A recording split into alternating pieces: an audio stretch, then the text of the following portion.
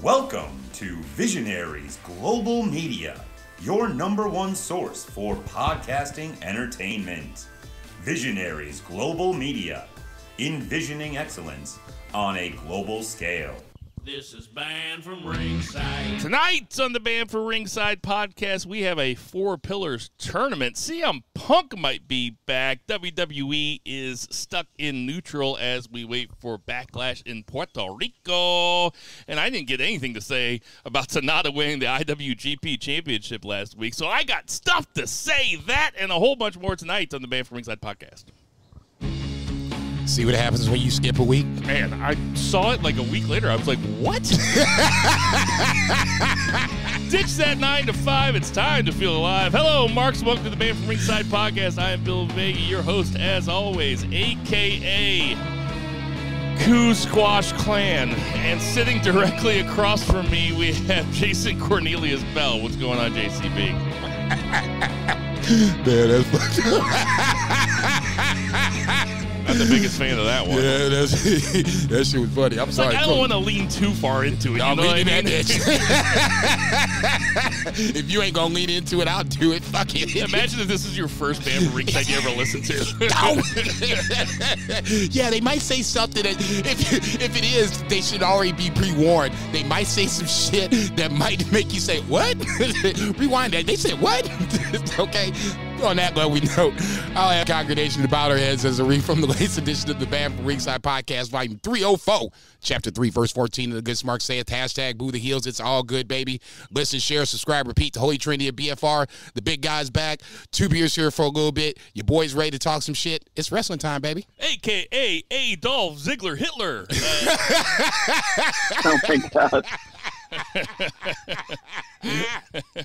See, we get it from both sides. They just won. Well, and out there in Portland, Oregon, we have 2 Beer Zach Pullman. What's going on, 2 Beer Zach? BFR West's house. Oh, man, it is 4:20 in Portland, Oregon, and I am completely sober, so I can't say I'm thrilled. But I'm thrilled to be here. The fuck is wrong with you? I got to go to my daughter's not Christmas program, music program here. It's in a called little an bit, edible, dude. Yeah, it is called an edible. Pop one down. You're good to go. It's illegal. Yeah. Oh, it's not about smell. I can't be a person when I'm high. It's not about smelling like totally it. I mean, get everybody that. in Portland smells like weed. I just can't be a human being. I totally get that. I can't be a person when I'm high either, but I can host a podcast, but just barely as it just wriggles away from me for the last half hour or so. I was getting ready to say about that 1 hour, 45-minute mark. You might want to get that seatbelt locked in. Your boy might go down. So now I'm just thinking here, I'm sober too. I'm just thinking here, like, okay, so I started off, I do my AKA every week. Bo sends it to me. Bo sent me Coup Squash Clan, and I was like, God, that sucks if this is the first time you ever listened to it, because then you might think that, like, I'm endorsing something like that. To further make it more absurd, I made the joke about Adolf Ziggler Hitler, and then Zach reminded me that it's 420, and it's actually Hitler's birthday. And now I feel even worse because I know when Hitler's birthday is. It's always coming. I didn't know when Hitler's birthday is, but now that I know. Hey, happy birthday, Adolf. I'll tell you why I know. Somebody pull that shit out. Go ahead. I had somebody pull that shit out on me today because I said, like, happy 420. They're like, oh, what, you celebrate Hitler's birthday? And I'm like, oh, yeah, that's messed up. And they're like, no, it's messed up that you know that. I'm like, you're the one that pointed it out. I was like, but I do know that. I was like, it's also the anniversary of Columbine. So that's how I remember it. That's honestly how I always remember it, because I was a freshman in college, so we all lived in the dorms. Right. I remember, and so this was, for all you kids, mass shootings weren't a thing back then. They were pretty rare. Right. So when it happened and they were televising it like live on CNN, and we were all high as fuck in the dorms because we had been taking gravity bong rips, and we were watching, and then then you find out that those guys did it because of Hitler's birthday. That's how I know that it's 420. Yeah. It's because of Columbine, and because I was super stoned watching Columbine, and I know that those douchebags did it because it was Hitler's birthday. So that's crazy talk. I mean, Columbine was like Jimmy Snuka jumping off the cage. Now it happens all the fucking time. That's right. Exactly. God damn. That is, thank you for bringing it back to wrestling. That was really, really well done. I mean, what a fucking pro.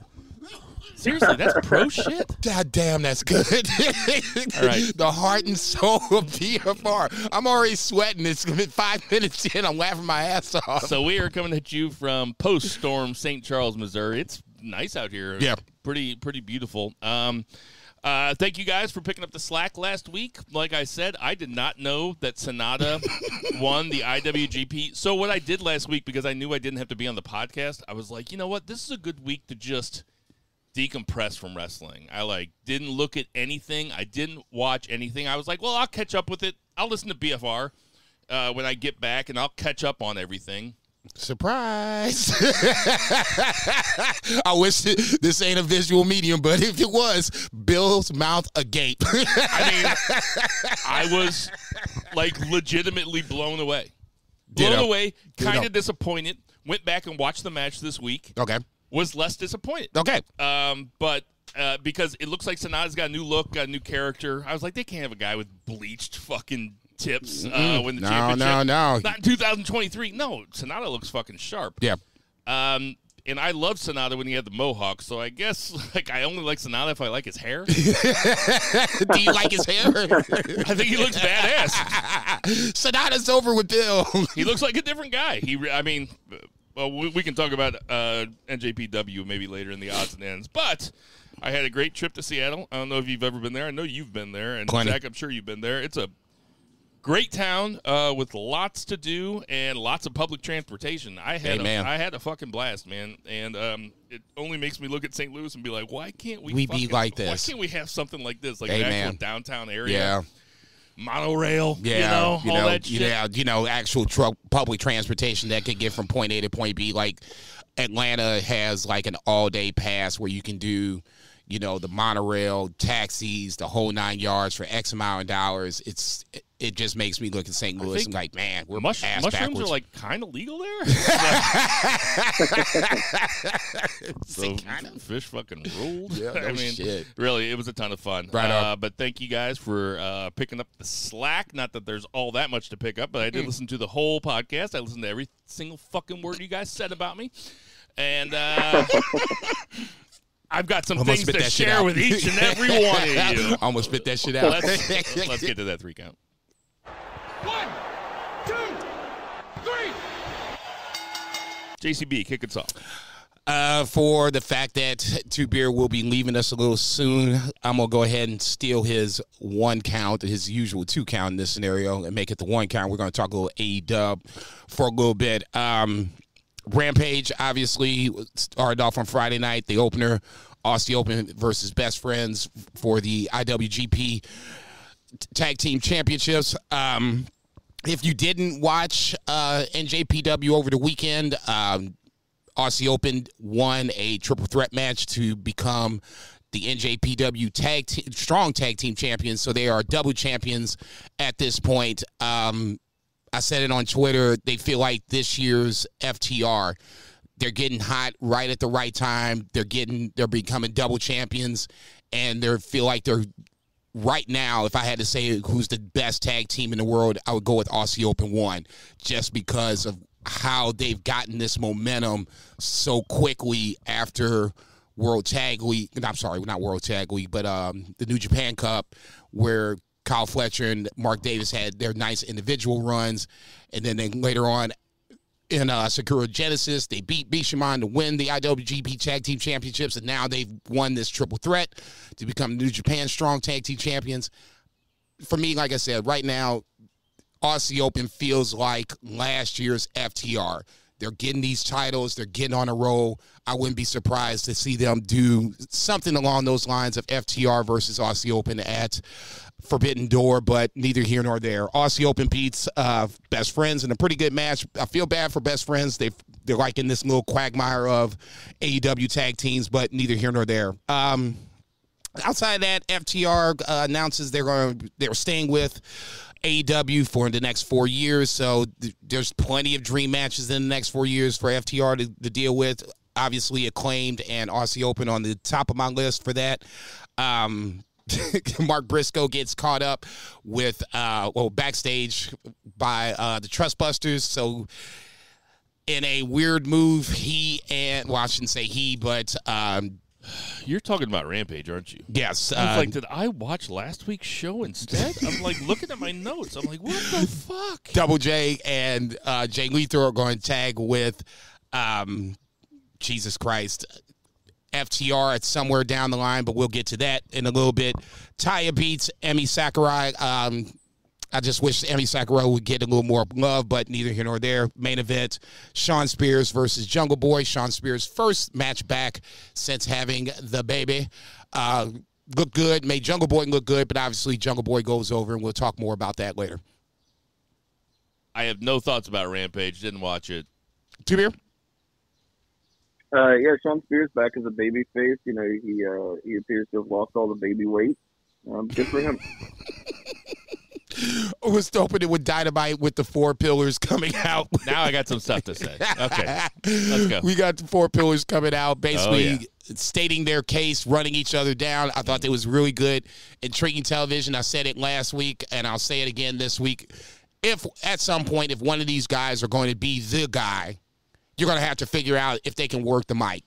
Wrestling is a part of this. Do not get me wrong. I'm more of the wrestling guy, but you got to be able to build the story to get into the ring and then have this wrestling match. So in this scenario, I like the fact that each and every guy has their perspective. It might not be the perspective you agree with, but they're looking at it from their perspective. Sammy doesn't like this person, but I like this person. Jungle Boy likes this person, don't like this person. Darby don't like nobody. Okay, so fuck all y'all. And MJF is coming in to stir the pot up. I thought this was a really good segment. I thought we were going to get the Fatal 4-Way, but MJF announces the fact that we're going to do a 4 Pillars tournament. It will start with Sammy Guevara and Jungle Boy as the main event for Dynamite. The winner gets Darby Allin the next week, and then the winner of that gets MJF at Double or Nothing. I like the tournament. I'm always a tournament guy, and this one actually makes sense. So that way you don't have a bunch of chaos running in the ring, even though I think a Fatal 4-Way would be kind of cool with these 4 guys, but neither here nor there. I'll let the 4 take it from here. Zach, what do you think about this segment? The segment was okay. I did like the kind of idea behind it. It was kind of execution. These guys, the majority of them are not polished talkers, but at the same time, you got to give guys experience. Jason and I talked about this last week. You got to give guys experience. You got to give them the opportunity to get out there in front of a live crowd and do these kinds of long talking segments. This was a very WWE open. This was like an opening of Raw, even to the point where they announced the main event that apparently had not been booked until this moment. So that's kind of what I got. When I saw that happen, I knew Zach was going to have a problem with that. I was like, Zach is going to point that out because usually, because you're right. I mean, usually you know the main event before. Usually you know the main event before the show starts, especially with AEW. I like a little surprise. I do think they lean a little too heavily. So as far as like being critical of what they usually do, I think they do lean a little too heavily on having every single match booked out. I think there's a nice balance where it's like, hey, you know the main event, because it seems silly to like book an entire stadium and not know what the main event like draw is going to be, just as in a kayfabe style. But like, have some surprise in there, you know, like that's why Nitro was so good. Like, you never knew what the fuck was going to happen on Nitro. No shit. That's definitely the first time that sentence ever been uttered on Banned from Ringside. That's why Nitro was so good. If Joey was here, he'd tell you how great it was. Dude, Nitro was probably the most revolutionary wrestling television show in history. It was phenomenal until it wasn't. He's heating up. Wow, that's a hot take for real, for real. You think Nitro is more revolutionary or influential than Monday Night Raw? Because Nitro never would have existed without Raw. I wouldn't have, no.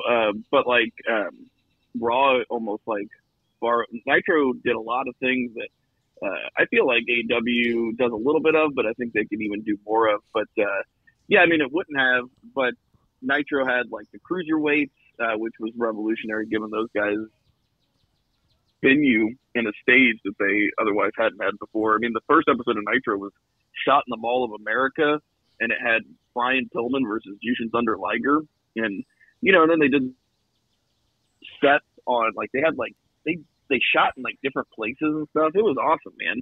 It was so different. But I mean, Raw was cool. But at the beginning of Raw, it was the Manhattan Center, 1 hour pre-tape.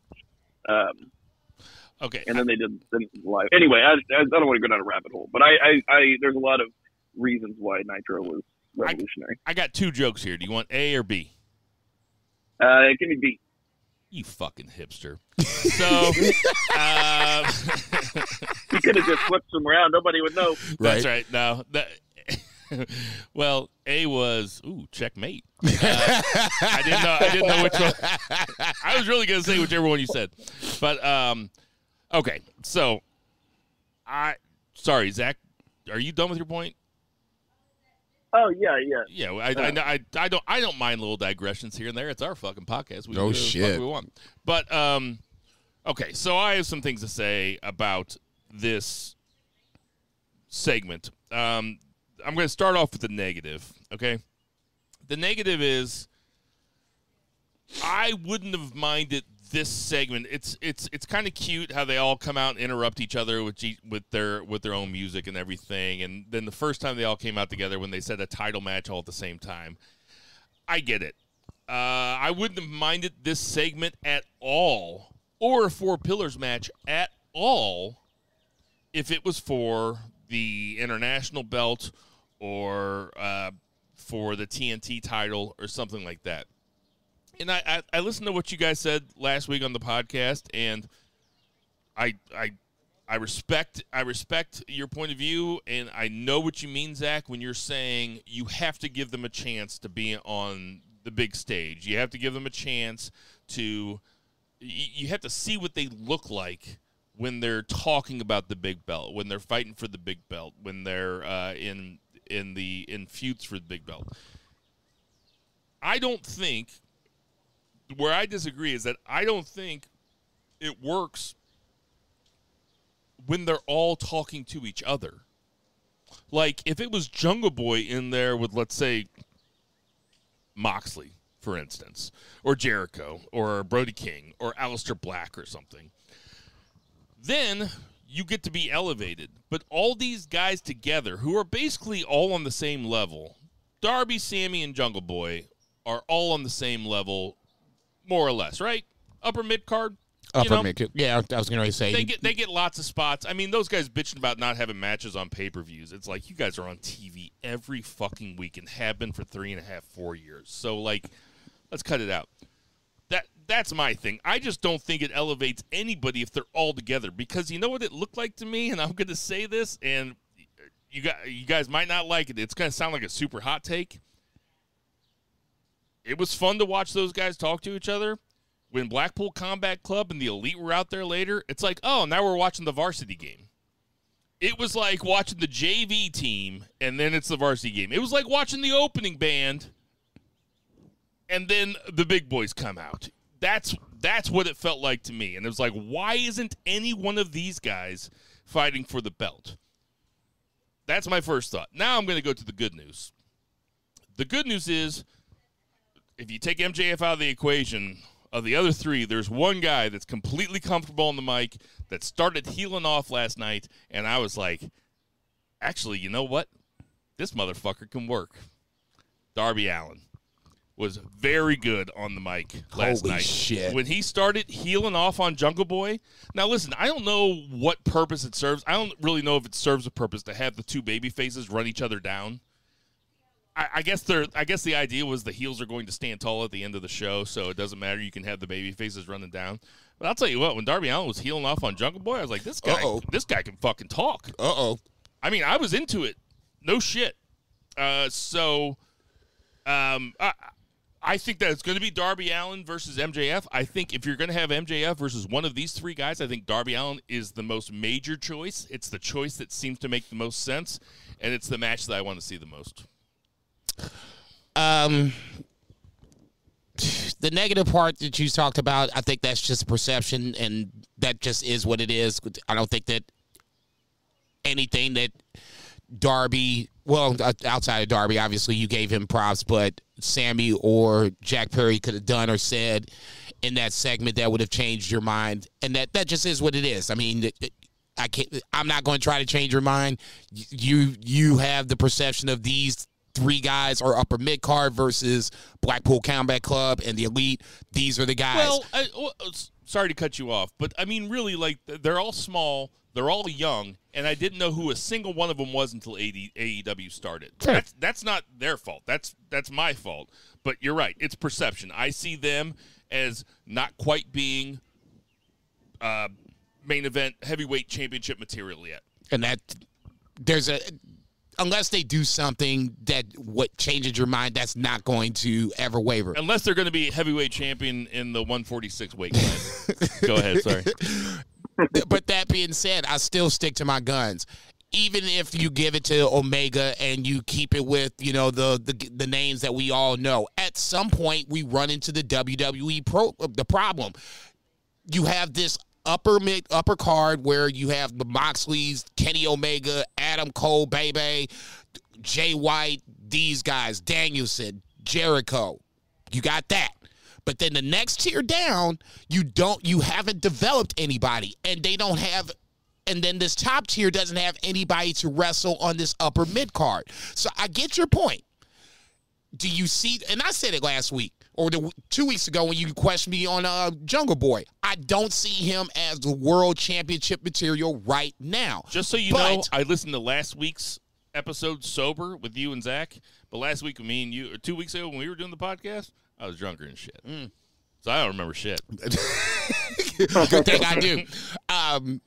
But you still, and that's always the problem. You gotta, whoever's the champion, okay? Right now, obviously, you have, Jesus fucking Christ, I forgot who the champion is right now. MJF? MJF. So MJF is gonna have some guys that are always staying relevant, hot. So whoever loses to MJF, because I'm assuming MJF retains at Double or Nothing, the next person up is at least heated. They've won some matches. They lost to whomever on the way to Double or Nothing. Because you're saying that MJF's going to retain no matter what. I think he retains no matter what. Okay. Zach, what do you think? Would you care to rebut what I said? No, I think the Darby is the logical choice. I think I might have said that a couple weeks ago, where if you're going to go with one of those guys, it feels like it should be Darby.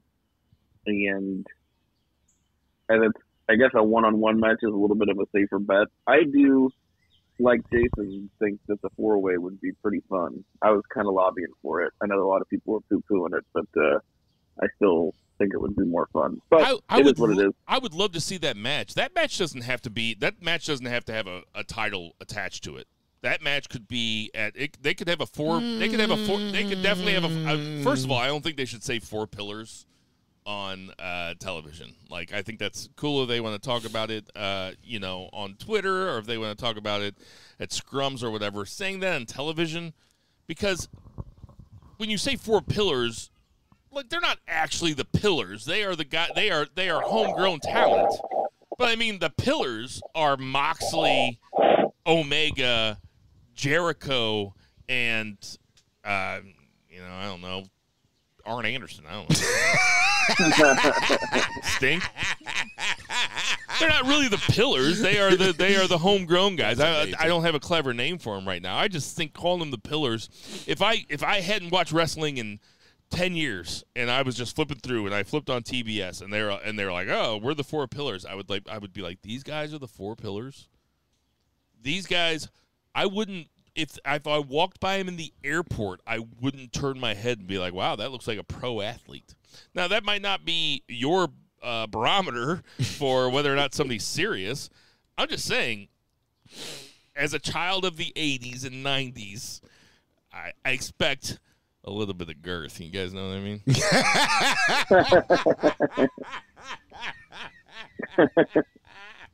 Man, you ain't right. But I'm sorry. Let me get this correct.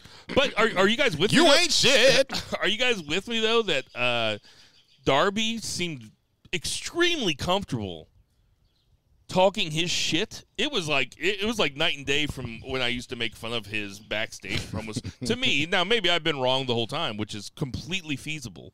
But like, I was like, man, this motherfucker looks comfortable talking shit to Jungle Boy and talking shit to Sammy Guevara. I was really impressed with him last night, and I thought he was really good. It just doesn't scream main event at me.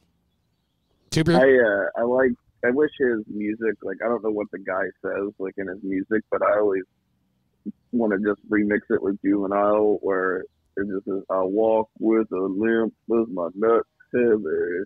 That's what I sing in my head with Darby Allin's music. That's the only other thing I have to say. I thought it goes, "Mom, let me drive your Honda Civic." Jesus Christ. Next up, Britt Baker versus Jamie Hayter. Oh, I'm sorry, Britt Baker and Jamie Hayter versus Toni Storm and Ruby Soho. Obviously, a prelude to what's going to happen later on down the line. Britt and Jamie go over, winning the match. Britt Baker in Britsburg going over in this match, but like I said, down the line we'll see more of this. I don't have much to say about this match per se. Obviously, the later on with the Jericho Adam Cole segment, there's more to talk about that. Anything you want to talk about the women's match, either or, gentlemen? Just it's a novel concept to put a person over in their hometown. William Beggy. No.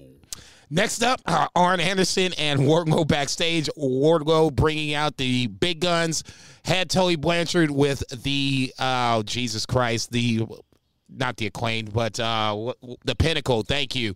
And now going up, I guess maybe in Arn Anderson's words, he's upgraded. We're not playing checkers. We're playing chess at this point. Arn Anderson's going to be in the corner of Wardlow, going into the match with Powerhouse Hobbs, with obviously QT Marshall in his corner, TNT title match. I thought this would be the main event. Obviously not at this case anymore. Haven't seen Arn in a little bit. I'm not. His kid died. Oh, okay. Not the one that wrestled, but he had another son that passed away due to undisclosed reasons. I'm not going to speculate, but yeah, he's been gone because one of his sons died. Taking care of business. Totally get. Yep. The Elites versus, I was going to say the Elite versus BCC, but the Elite. Hold on, can I say something? Yes, please. Like I said, I listened to the podcast last week. Couldn't agree with you any more than I am right now. What the fuck did they do to Wardlow? That guy is even adding Arn Anderson as a manager. Like, that guy was so fucking hot. He was riding as high as it could go, man. As high as it could go. He could have challenged for the belt after he beat MJF, and people would have believed it. I would have believed it. I would have accepted it. They fucked it up. You know, I'm sure there's a lot of balls in the air when you're trying to promote, where you're trying to book a promotion. I know, but that is a ball that they dropped. It's a giant set of blue balls is what it is that they dropped, because man, he was ready to blow, and then they just cooled him off. Yeah, they really did. It sucks. It sucks because now I look at him, now it just looks like another guy. Yeah, he's not going to get that back, and it's like one of those things where you got to pull the trigger whenever. And they do a pretty good job of like listening to fans and doing, you know, like Jamie Hayter. That was an example. Hell, even the Acclaimed, man. Like, I can't imagine the Acclaimed were supposed to be, you know, World Tag Team champs. They just ended up being like the hottest act in the company. Yeah, and they just did it. Yeah, but why don't they still have the belts? Like, they never should have taken it off the Acclaimed. Never.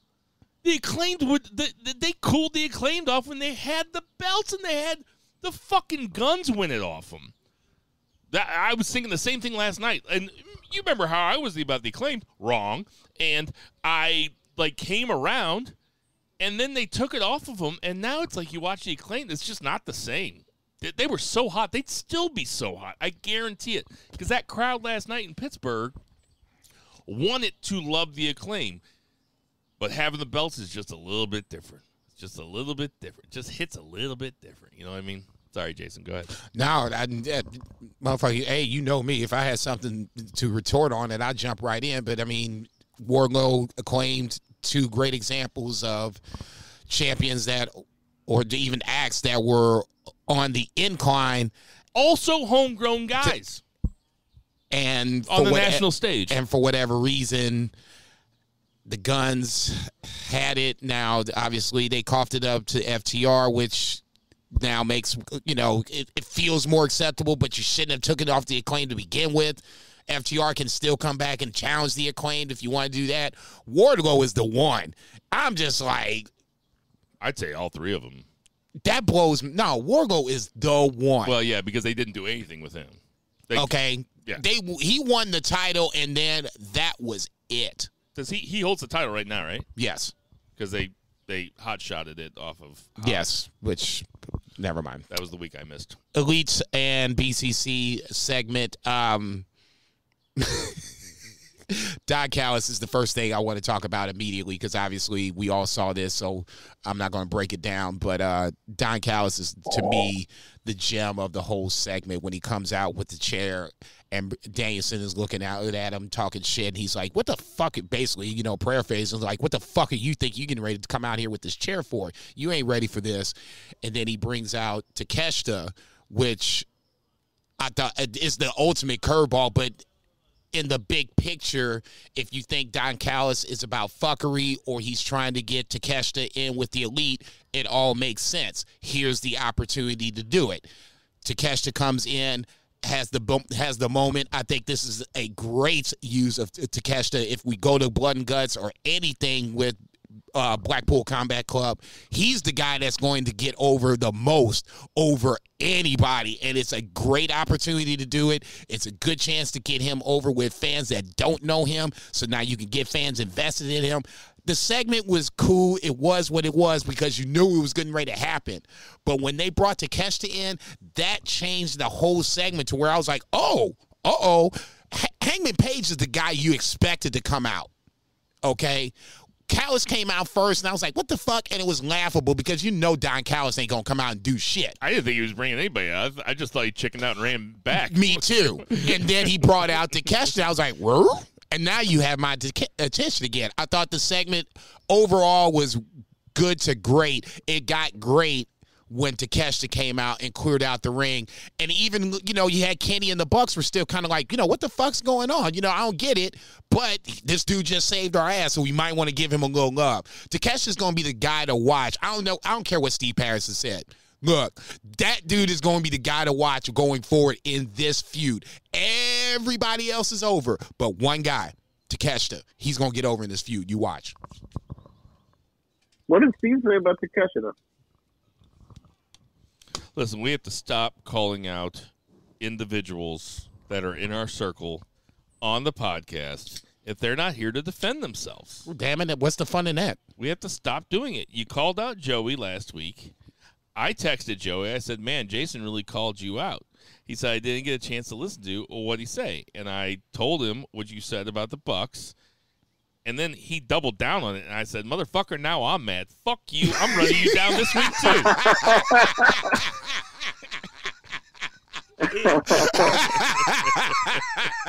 You doubled down on it. That's great. He's like, you know what? Fuck you. I made that shit. I respect it. I'm saying it with my chest. But shut the fuck up, Joey.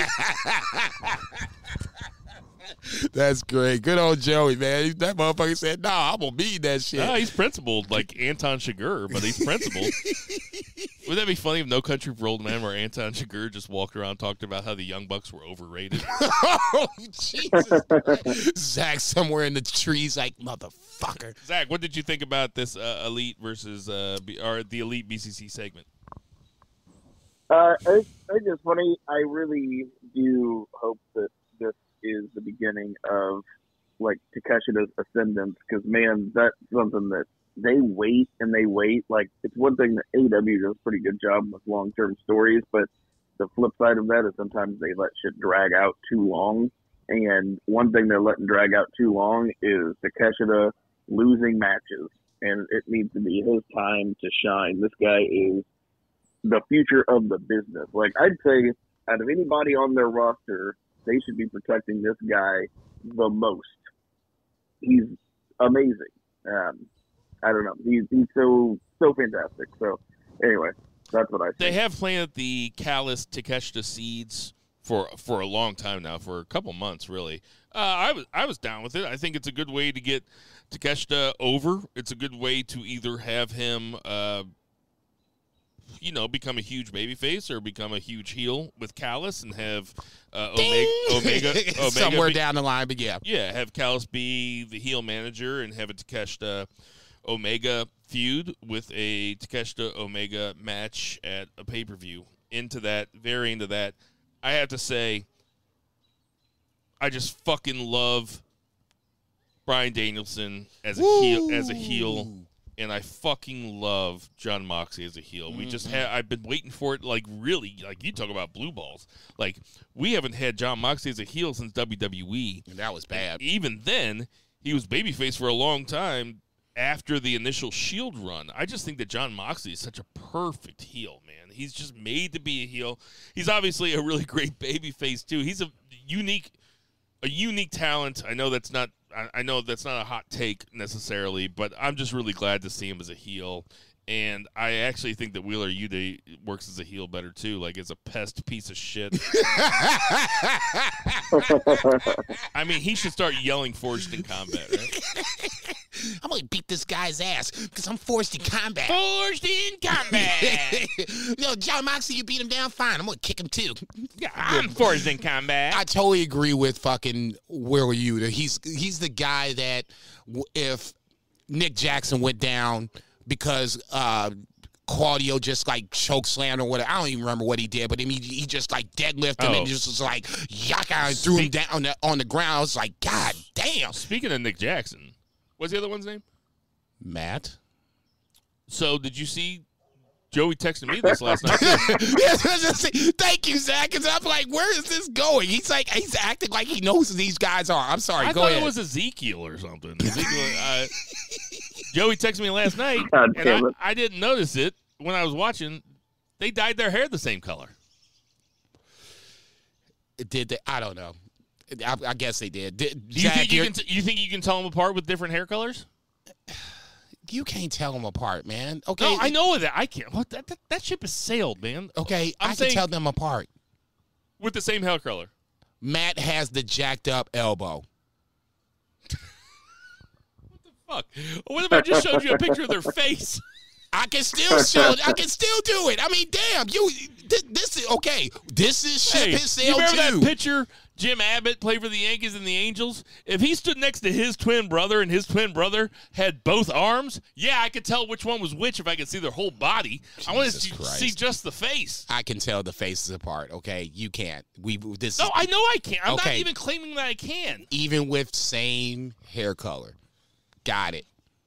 All right. Got it. Okay. Matt's the jacked up elbow. I guess you got a 50-50 chance. What do you mean jacked up elbow? What's that even mean? Is it bent the wrong way? No, because in the mat or in the scrum or whatever, they were going after the elbow, and they were making it a point where Matt has a bad elbow. That's a work. That's a work, though.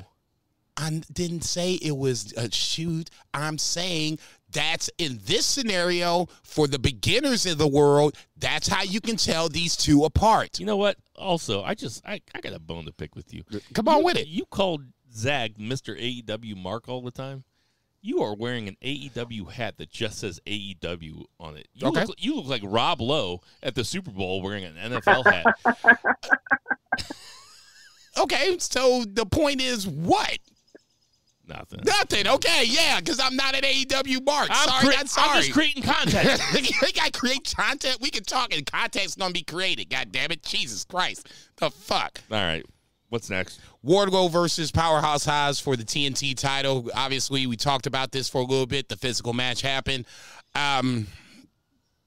I just had a bad feeling about this whole match. It just felt like it was happening too quickly. Wardlow wasn't gone long enough to get the real good babyface sympathy. Hobbs hadn't had the title long enough to make him feel like he was worthy of getting the TNT title to begin with. You know, I'll speak for myself. I wanted him to have it, but I wanted him to have a long run. If he coughed it back up to Wardlow, so be it.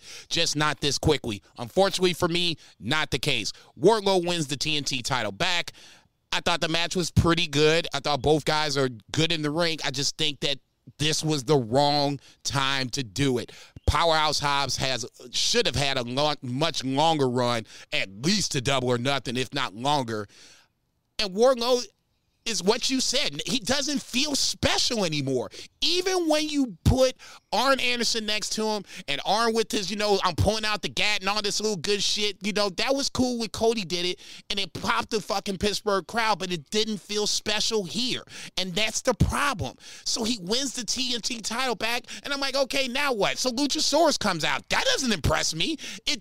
You have fucked Wardlow up so much to the point now he doesn't feel special. And if you look at that guy, and if you didn't know the backstory of why this happened, and I just showed you this one match, you'd be like, God damn, Wardlow's kind of good. Who's this guy jumping off the top rope doing senton bombs? He shouldn't be doing no shit like that.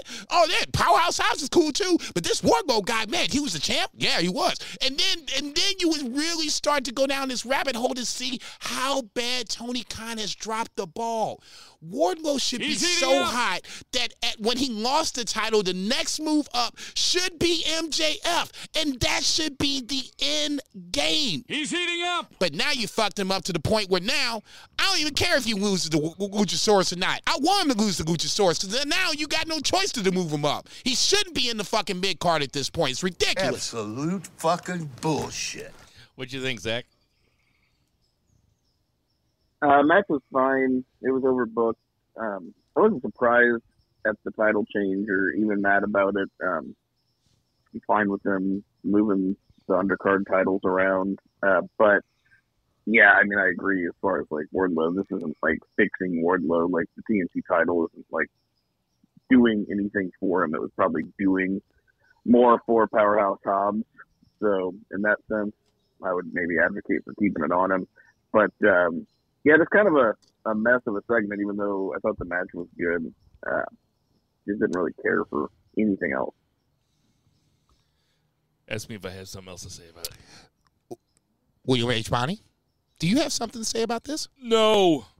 Next up, we have MJF and Sammy Guevara in the backstage segment. The Devil and the Devil's, I guess, associate making an agreement to where they're going to make sure that these two are going to make it to the finals, and then we'll see what happens from there. Obviously, more to talk about that because that's the main event. Later on down the line, Commander versus Jay White. Jay White making his AEW debut. I don't know. I'll let you go. I'll let you talk about this one, Zach, because, I mean, for me, I have my own thoughts. I'll let you talk about this first. Go ahead. First of all, I was really just surprised that they made this match. Yeah. When I saw it, I was like, okay. But, I mean, Jay White was awesome in it. Commander was Commander. I did love that Jay White kind of kept him from doing most of his stuff. That was like how Jay White was a heel in this, and he's a really excellent heel. And he kind of kept Commander from doing his stuff until the end. I mean, Commander did his rope walk, jump moonsault thingy to the outside. But, I mean, Jay White still won the match, which is appropriate. And, yeah, it just seemed like it would have been, I don't know, a little more on brand or apropos for him to be out there with, like, a baby face and, like, just be his, like, dickish self and then, like, squash the dude and smack him around and, do his Jay White stuff. But that said, I saw this and I was like, this is either going to be really good or it's going to be really bad. And, like, anything with Jay White, it was really good. And I liked it. I'll just say this. For Jay White's debut and for someone who I think that is going to be ultimately in the AEW title picture at some point, maybe in 2023, definitely in 2024, I think you should just come out and have him squash this guy. And then, obviously, the post-stage or the post-match nonsense with Juice Robinson and all that other bullshit, you can still do that, too. But I think to me, it was kind of more important just to come out and just have Jay White just dominate. I'm not advocating for, like Bill said 2 weeks ago, for him to go to the top of the card. But I like to have, like, a little progression up the card.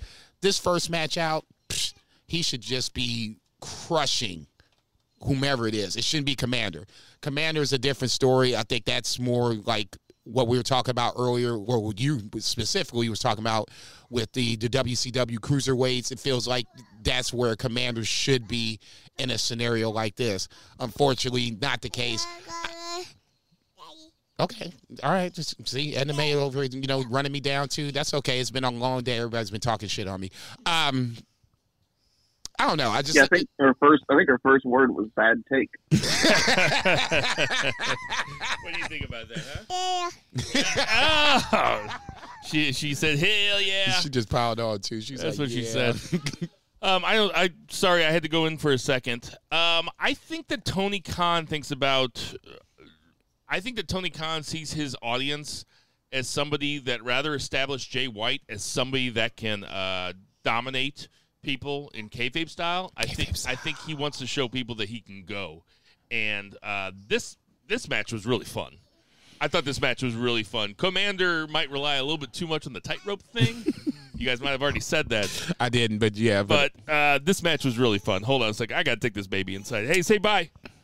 Bye. Bye, sweetheart. She's so cute. Mark Briscoe backstage. Obviously, I talked about this in Rampage, but this was more so of the pile-on where now Jay Lethal and Jeff Jarrett have to work with FTR. They have a match next week, or I guess tomorrow night, versus Trustbusters and Slim J on Rampage.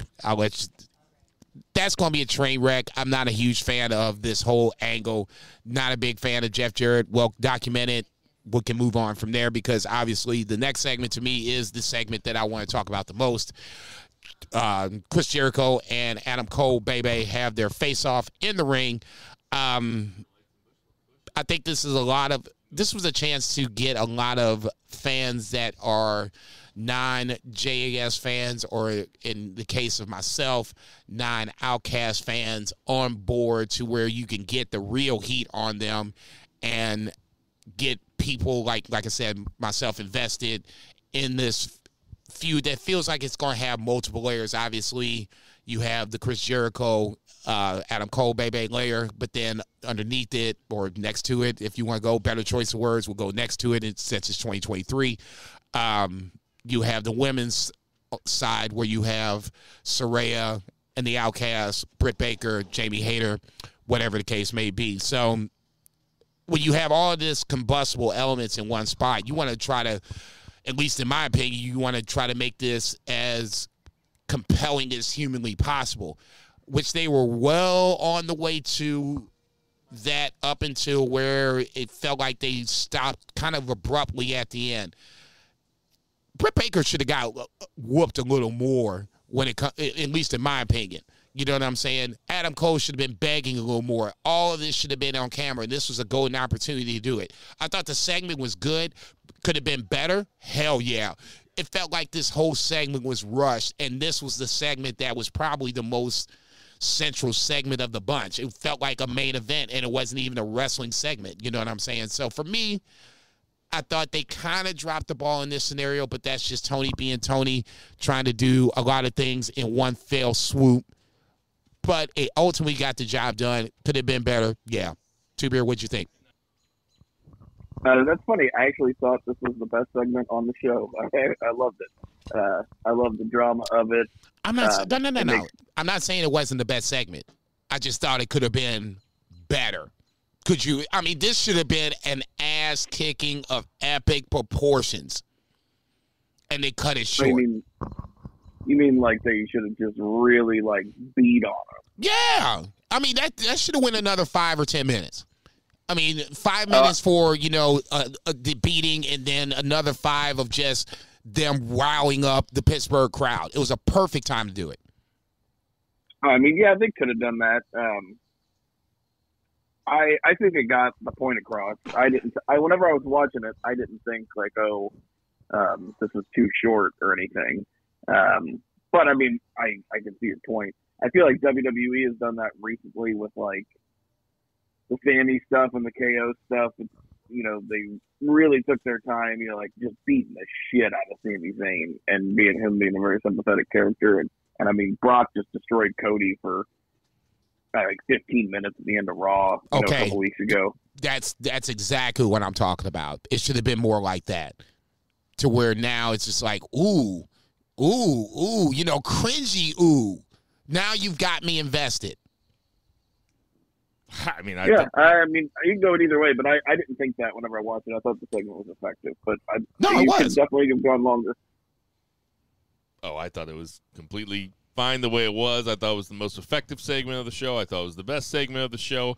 I don't need to see 15 minutes of people getting beat down. I just don't need to see it. I know that maybe people aren't as jaded as I am, but I think most people are as jaded as I am, except for kids when they're watching wrestling. Like, the point's taken. Like, I get it. Like, they handcuffed him and then they beat his woman with a kendo stick. My only problem is I just don't think kendo sticks are like, it's like, okay, kendo sticks, I guess that's fine. I mean, oh, you did take a chop, so I mean, you can graduate to the. You be the only one to talk some shit like that. You don't think I'll take a kendo stick? I'll take a fucking kendo stick. I know you will, man. Calm down. You can tase me. I don't fucking care. Okay, good. All right, big dog. I mean, I'm not Johnny Knoxville, but I'm also not a puss. Okay, we know, motherfucker. We know. I think the problem with kendo sticks is kendo sticks actually hurt worse than they look like they hurt. They don't look like they hurt that bad, but I think they hurt like a motherfucker. They sound like they hurt like a motherfucker. Which is the exact opposite. You want things that don't hurt, but they look like they hurt real bad. See,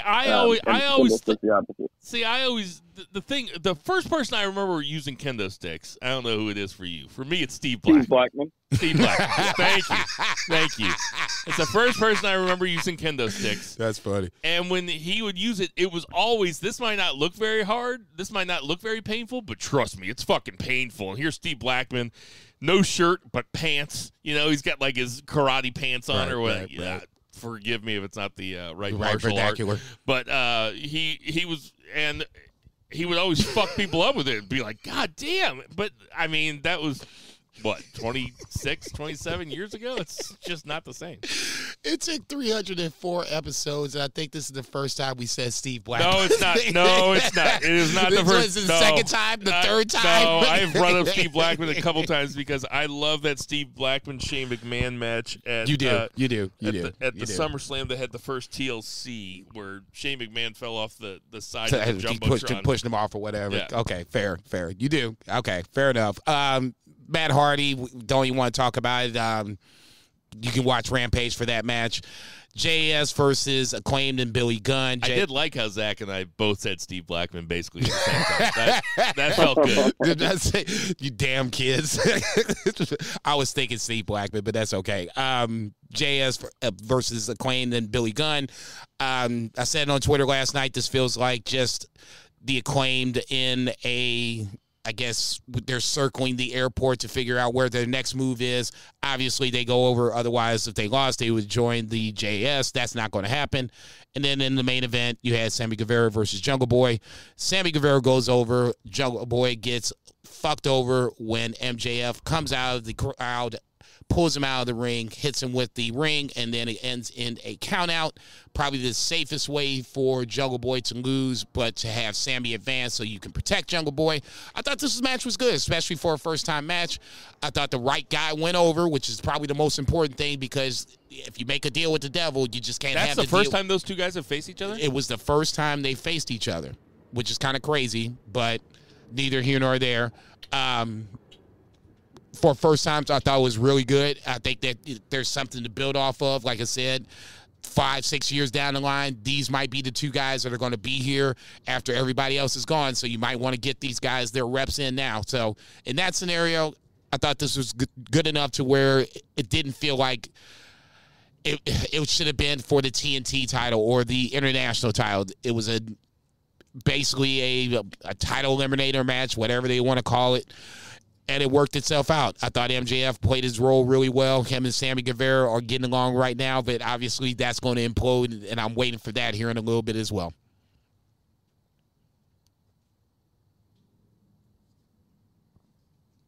You think Zach's talking again on mute? Probably. No, I was talking to my wife who's yelling at me to change my shirt. You can't go anywhere without being dressed up. We're leaving that in. We're leaving that pause in for all you unmarried guys. Just so you guys know what it's like. you get the pure oppression. You get yelled at. You get yelled White, at. Wait. Did you just say oppression? You're the only one that hears it. You're the only one that hears it. Nobody else can hear it, but you're getting yelled at the entire time. Thank you, Reba. Give me some kisses because this motherfucker's talking about oppression. But anyway, that's real oppression. That said, I do reparations for married guys. Here's your 40 acres in the mule when you get divorced, you motherfuckers. I know we're skipping counts, but I just gotta say, go if you haven't seen it, go watch Ishii versus Desperado. It was awesome, and I'm really happy for my boy Clark Connors joining Bullet Club. I think it's the thing that he needs to do to advance his career is to be a heel for a little while. Damn, you are jumping shit. You about to say strike up the music. I gotta go, so I gotta say all my shit. So yeah, I think he's gotta go. They're calling me off the stage. Hey, we got some I'll see you guys. Hey, we got some birthdays this week. All right, Jubir, we'll see you next week, man. See you, Zach. Bye. That motherfucker said, hit the music, I'm out. All right, so what I was going to say about Sammy versus Jungle Boy, or Jungle Jack Perry, is I thought that bump that Jack Perry took off the turnbuckle into the table, I thought that looked really painful, and I thought it was really safe and good for him because it really looked bad. But when they showed the replay, he obviously just hit the table like basically with his hand and his thigh. That inverted DDT, I thought was the one that was the one I was just like, oh my, everybody's okay. I mean, I'm with you, Jason. I love a tournament. Like even I think that I've said it before. Just have a constant tournament about something. Like I think it's fun because you stakes on matches make matches better. So, well, especially in this scenario where you can start elevating guys and you can make, storylines out of the tournament. That's the two major reasons to have tournaments. If you got especially with this roster is so fucking ridiculously huge. You got to be able to have there's guys that could be doing more that aren't doing more. Keith Lee is somebody that I wanted to win last week. He didn't, and I always think he could be doing more. In a tournament scenario, you can have him and Swerve, face off finally, maybe blow off that feud, and then have one of them go on to the international title, the TNT title, whatever the case may be. But ultimately, you get my point. I think they're doing the right. I think TK's doing the right thing ultimately with this tournament, but we'll just see what happens. Yeah, we'll just see what happens. I think that, like you said, Sammy Guevara and MJF, I mean, that alliance is not going to last very long. I mean, no, but it's going to be fun to watch. Sammy Guevara wearing the Burberry scarf on the way at the end. It was like, man, this is going to be good. That should probably happen off air, right? Okay. Hell no. I want to see that train wreck, all of it. Oh, we should talk about CM Punk because you didn't get a chance to talk about CM Punk last week. I was just thinking, so now I have to do the 2 count. I haven't even thought about the 2 count, but let's get to that 2 count. 1, 2, 3. 2 Bill, what's the 2 count? Okay, everybody, the 2 count is these fucking CM Punk rumors.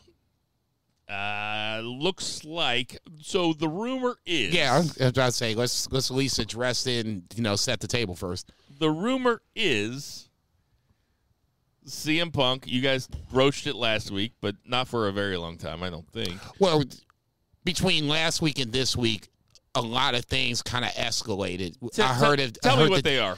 So when we talked about it last week, it was kind of not even. It felt like a rumor.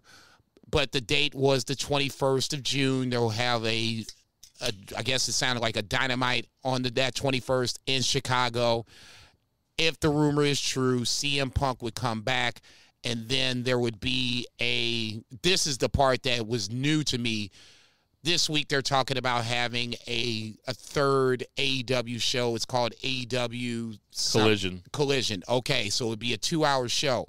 So that 2-hour show would be the point of a soft brand split. So you can keep CM Punk on one side and have him on TV, and then everybody that doesn't like CM Punk on the other side. That, to me, was the latest news to me that I heard this week, where, okay, yeah, they're going to have a third show. That sounds great. You probably could have did this last year, but probably the reason why they're doing this, or at least pushing to do this, is because they want CM Punk to come back, but they have to keep him insulated from everybody else that doesn't like him. As Two Beer Zach said last week, CM Punk saying, hey, I'll work with the Elite. It's like, yeah, dude, of course you will. You're the one that fucked up. Zach's exactly right about that. And if you didn't listen, I recommend listening to last week's podcast. These, they're a talented bunch. Let's say it's great that I know I can drive the car without smashing it too much and then bring it back and be like, it's all good. You're like the way you thought you drove it was like Leonardo DiCaprio in Wolf of Wall Street. And then when it actually shows him driving, when he's on the Quaaludes, and he's like, bum, bum, bum, like, give me the ludes. We're good. No, I'm kidding. But listen, if you're Tony Khan and your solution to getting CM Punk back is, I'm going to start a whole new show, and it's going to be based around CM Punk, you probably have overthought this a little bit too much. Because, A, CM Punk can't stay healthy. I mean, the motherfucker can't stay healthy. B, he can't get along with anybody. C, if the Elite aren't willing to work with CM Punk, who's the real fucking problem here? Like, okay, if the Elite versus CM Punk is the money feud, I would think it's the money feud, and the Elite aren't willing to do it, then I think that's on the Elite. Because, listen, if Matt Hardy and fucking Edge can get along, if Kurt Angle and Jeff Jarrett can get along, right? I wouldn't even say get along. Can do business. If you've do business. Have a match where you're keeping everybody safe. Right. Bret Hart has said that Shawn Michaels came to him before the matches leading up to the Montreal Screwjob and was like, hey, if you fuck with me out there, I'm going to fuck with you right back. They managed to make it work, right? If you can't have these fucking...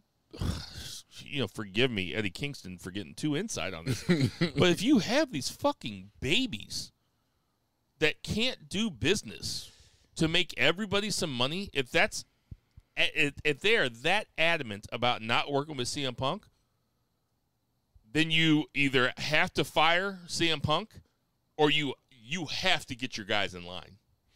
Okay, so obviously you weren't here last week, so I'll just ask you the same questions I asked Zach. Let's just cut to the chase. If you had the choice, would you want CM Punk back on AEW television? No, I mean, like, that's the other thing is that, like, no, I'm like, the way that I am as a fan, and this is just completely me. This is you. This is me as a fan. This is me as a mark. I'm done with CM Punk. I've seen everything he can do. I don't think he has anything more. Like, the idea, and I was thinking about this while I was listening to you guys on my way out to work a couple days ago on my commute, and I was thinking, like, man, okay, CM Punk is just going to come back and cut some. Okay, so now he's going to be a big heel, right? Okay, so he's going to come back as a heel. He can't come back as a babyface, right? I don't think so. I haven't even thought that far down the line, man, to be perfectly honest. So let's say no, we can play it out right now. If he came back right now, he comes back as a heel, and I would think he would come back as a heel. He cuts the same smug-ass promo that he's been cutting for years and years. He cut it in WWE so many times over and over again. He took 7 years off. He came back. He cut it in AEW so many times, but he cut it as a babyface. It's basically a heel promo, though. Right.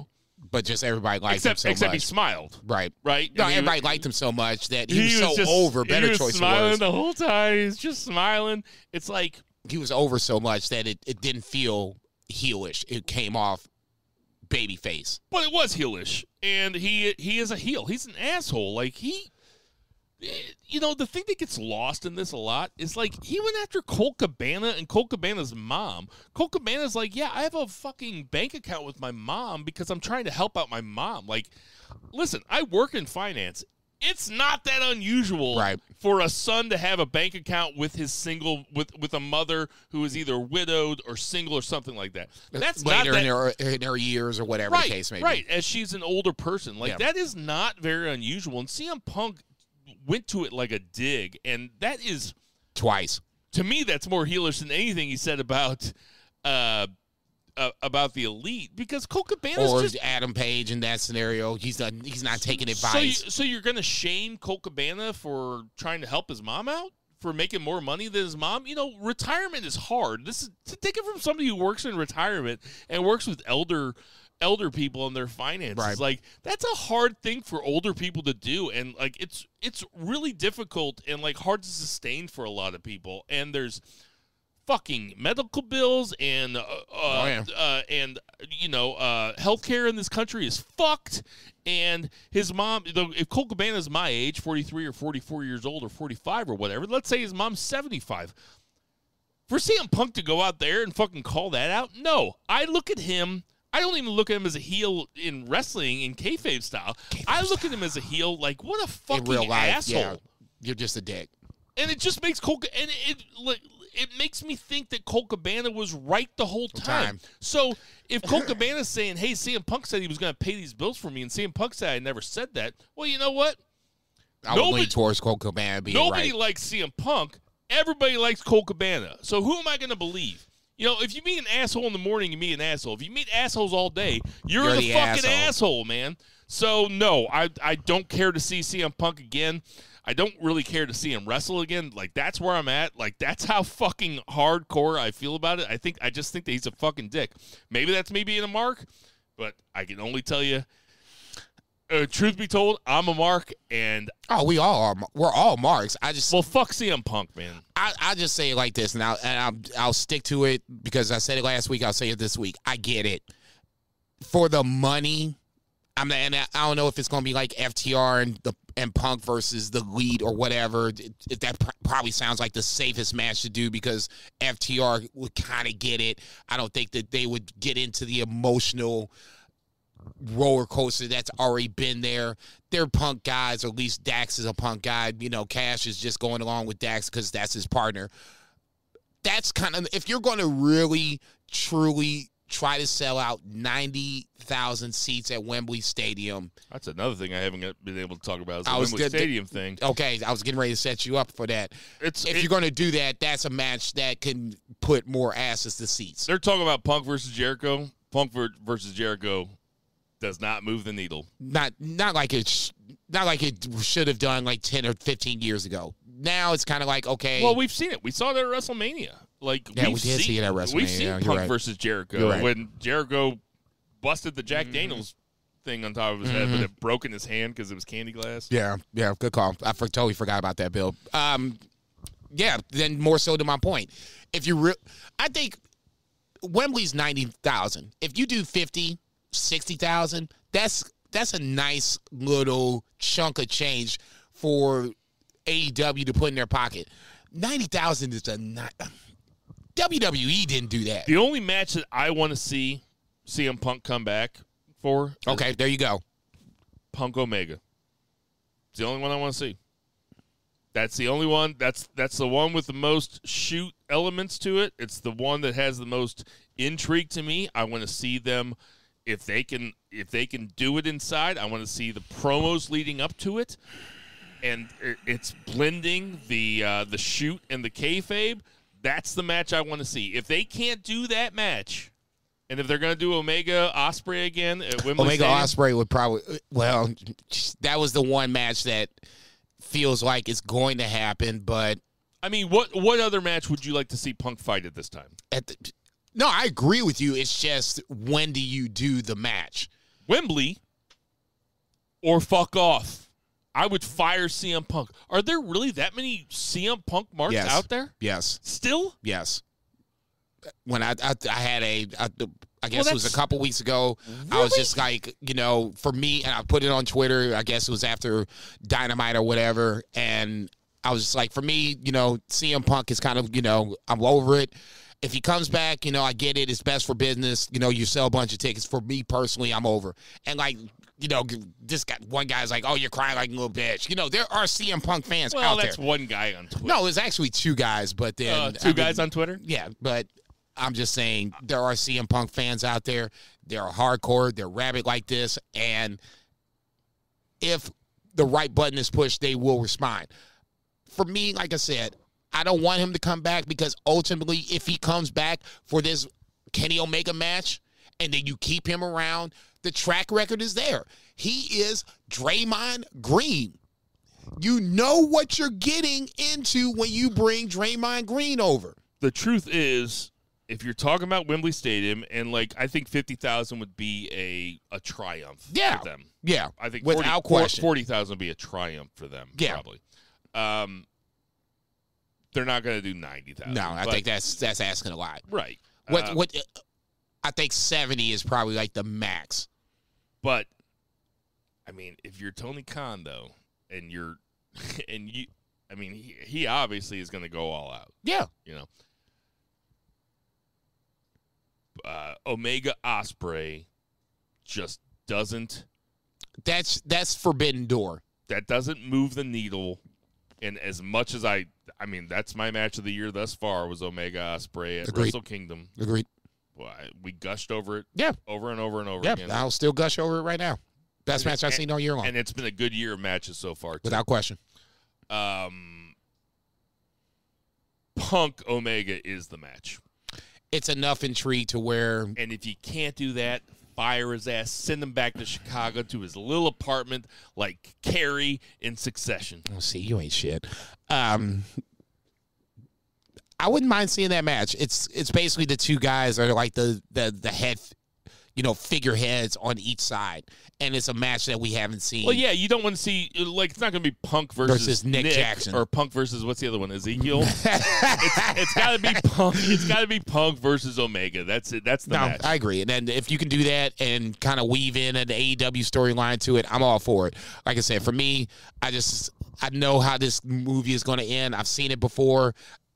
And I hate to be the guy that's, there's smoke, there's fire. But in this case, we've seen it. Where there's smoke, there's fire. No, where there's fire, there's fire. There's fire, dude. We've seen the fire. You brought him over. We haven't seen the smoke. He did it in front of us. Okay, that's what I'm saying. You brought him over, and now he just literally put the locker room in flames, and then Space was like, okay, you guys figure this shit out. To Tony Khan's credit, we did say when it happened, hey, Vince would make lemonade out of lemons. Vince would try to turn this into an angle.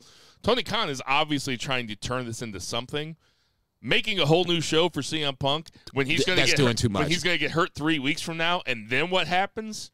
What happens when you have a pay-per-view? Are these guys going to be in the same locker room together? Right. These fucking babies that can't work together? No, you can't have them in the same locker room. They have different.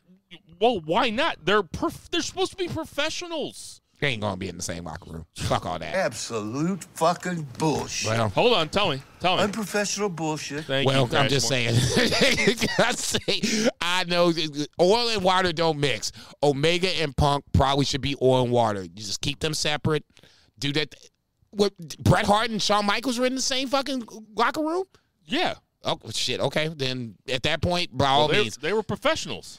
These ain't professionals, though, okay? What do you Clearly. mean? Because they got into a goddamn backstage fight with a fucking dog in the goddamn middle of this shit. Listen, I'm sure if you talk to Jericho probably has tons of stories about wrestling being in programs the guy they didn't necessarily get along with. It happened with Goldberg, we know for sure. If you gave Jericho fucking sodium pentothal and said, well, what do you think about X, Y, and Z? What do you think about Vladimir Kozlov? What do you think about... There might be guys that he doesn't like, but he's a fucking professional. So if... and I understand Zach's point is being like, well, of course, Punk would say it because Punk's got to make money. Punk's probably fucking working the fry side somewhere right now. Whatever. But then you also have the Elite, and they're saying no, and these are EVPs. Either you listen to them, you fire them, or you make it work. Those are the three options. I would love to think it's that simple. It's not. If it was, we wouldn't be arguing about this. We really wouldn't. You know what? I said I wasn't going to do this. I'm sick of talking about CM Punk. Let's move on. Let's get to that 3 count. 1, 2, 3. JCB, what's the 3 count? Let's talk a little WWE. Get that nonsense out the way. Might as well. Yeah. SmackDown, kind of uneventful. Just some things to kind of touch on. Xavier Woods, your boy, beats LA Knight. I guess the latest rumor with LA Knight is he's going to win the Money in the Bank coming up here in a couple months. Are you down? Clearly, you're shaking your head. You don't even want LA Knight to win the Money in the Bank. No, I would love LA Knight to win the Money in the Bank, and I think that that's a good use of LA Knight. I think LA Knight would be, like, the idea of LA Knight walking around with Money in the Bank is fun to me. I think that he is a star. I love LA Knight. I guess what I'm shaking my head at is the rumors. Like, I guess, you know, it's no fun to hear rumors like that. You know, like when Trish turned heel, that was rumored like a month ago, and Trish turned heel, and it's so anticlimactic. So that sucks that we heard that. At the same time, they can always change their mind at the last minute. True story. Which they do quite often. Yeah. So I would love for either LA Knight or Bronson Reed to win the Money in the Bank, and I think that those would be 2 pretty good guys to hang on to it. We'll get to Bronson Reed later, I'm sure. But so just a quick follow-up question. Let's just say, for the sake of argument, Roman is the champ and LA Knight wins the Money in the Bank. Are you okay with him being the next failed guy? What I would assume being the next failed guy if Roman is the champ. Yeah, as long as it elevates him a little bit, as long as he gets to talk a bunch of shit on the way there and cut a bunch of promos. LA Knight's a great promo. I don't think that anybody would argue with that. I think he's one of WWE's best talkers. Totally agree. If Bronson Reed were to win it, I know that's not what you said, but we can go that route too. Bronson Reed has beaten Okada. I know that doesn't mean shit in WWE world, but I would love to see. I think Bronson Reed is fucking studs. So either one of those guys win Money in the Bank would be cool. LA Knight being the next failed guy to Roman Reigns would be fine with me, but LA Knight could also, you know, those belts might be split by then, you know.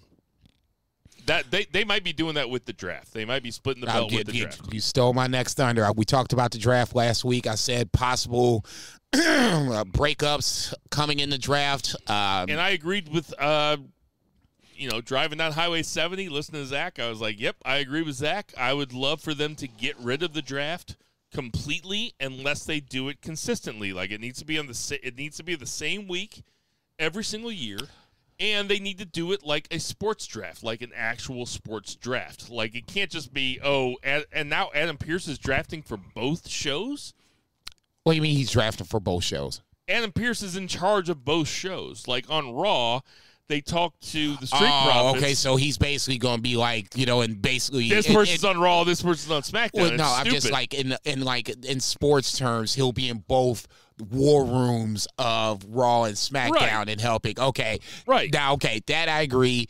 That's just stupid. It's okay. stupid. You should have the second quote-unquote authority figure for the other show and then have them kind of like with Vince and Bischoff back in the day. Well, when Baron Corbin came, I don't know if you saw this on Raw, because I know Raw is 3 hours long. It's hard to keep track of. It's hard to fucking watch it the whole time. But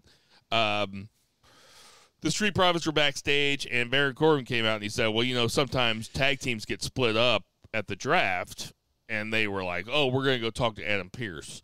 They weren't like, oh, we're going to go talk to Adam Pearce and the other person. Yeah, we're only going to go or whatever. Yeah, we're going to go talk to Stephanie McMahon or Kurt Angle or Mick Foley or whoever the fuck, Steven Regal. They were like, we're just going to go out. We're going to go talk to Adam Pearce. It's kind of dumb. Well, I mean, it's... I don't think getting rid of the draft completely. Listen, the brand split's kind of dumb. But I will say that Tuesday, when I was at work and I was typing away on my computer, doing my fucking 9-to-5 rat race shit, and I watched SmackDown and Raw back-to-back with my headphone in my ear on my iPhone, and I'm just watching it, It seemed like the exact same show because the Usos and KO and Sami Zayn basically opened and closed both shows, which I get. They're the biggest stars. And I also get that people don't watch every single show like we do, which is where my big Royal Rumble rant came from. It's like, of course you guys know it because you guys watch fucking everything. But not everybody does that, and they're probably doing it for people that don't watch everything. Yeah, very good point, because KO and Sami came out, opened the show. Usos came out to interrupt. That was an interesting point in the show where Heyman basically said that the tribal chief was losing patience with you guys and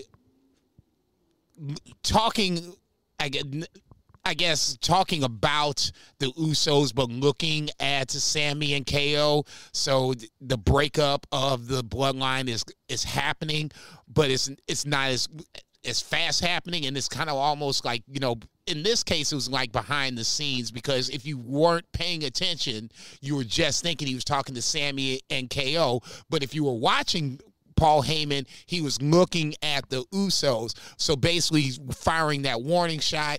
Sami basically said it at a later point. I can't remember. It was on SmackDown and Raw, and this is where, the shows blend, where Sami was like, you were just, seconds away from, I think he was talking to Jay on Raw, you were seconds away from just getting the Samoan Spike laid down from Solo Sikoa.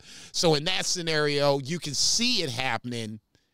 They made the deal, they being the Bloodline, made the deal with Judgment Day. We'll talk about that, obviously. So that went left. I'm glad you brought up the Samoan Spike, because I want to talk about Solo Sikoa. He was clearly the difference maker at the WrestleMania main event. Oh, yeah. He did the Samoan Spike on Cody Rhodes to finish him off. They are keeping him strong as fuck. One loss, Cody Rhodes. That's cool. I like having a guy at the top of the card. I mean, I know he's not fighting at the top of the card necessarily for belts, but he is on television a lot. And he wins. And he's associated with the Bloodline. He's the Bloodline enforcer. I don't think that, and that's the difference between, like, the Solo Sikoa become world champion before either one of the Usos. God, I hate you right now. That's a good question. That's a really good question. Obviously, Jay is the one that is between the Usos, could be the one that would win the title first. Right. You can basically take. It's Jay versus Solo who wins the title first. No disrespect to Jimmy, but it is Jay versus Solo. Especially the way they told this story. I will say, if you put me at gunpoint and made me choose. Fuck me running. I'm gonna say Jey Uso, and I don't say that with conviction at all. I'm gonna say Solo with Heyman as his somewhere manager. Down the line. I can totally see that too, and the fact that they're keeping him strong. How much story is there for Roman to pass down the tribal chief title to the youngest brother? Or if he just takes it, like, then have the youngest, right? Or if he just takes it and then have the younger brother, who's 9 years younger than the Usos, be the tribal chief, and have the older brothers have to be like, okay, what the fuck we gonna do? I got two younger brothers, and one of them's 11 years younger. And if he was in charge, I'd have a problem with it. Okay, there you go. So that, I'd whoop his. No, he'd whoop my ass. I think that's kind of the evolution of the Bloodline storyline past WrestleMania, where we thought that the Bloodline was going to implode, and they didn't. And we were worried about what was going to be next. And now you have these spin-off storylines. Bloodline and Judgment Day on Monday night. Bloodline and KO and Sami on Friday nights, or whatever the case may be. You bring in Matt Riddle, and obviously we'll talk about Riddle and Solo Sikoa on the main event. So, it's still like, it's as much as people might be mad about Cody and how it didn't happen, there's still another storyline or two that's fresh that keeps the bloodline going. From that point, obviously they'll figure out who Roman loses to at some later point, but the bottom line is, at least for the next week or so leading up to Backlash, I was going to say Forbidden Door, but Money in the Bank, whatever the other pay-per-view is. They're definitely keeping it interesting. Yeah, and that's all I can ever ask. At this point, I expected this to be totally different, and it's not. So I'm willing to let this go on. This was something I was going to ask you. You still think Vince is in control? No. I think he came back, and it was kind of like a make-a-wish. They were like, oh, yeah, grow a mustache.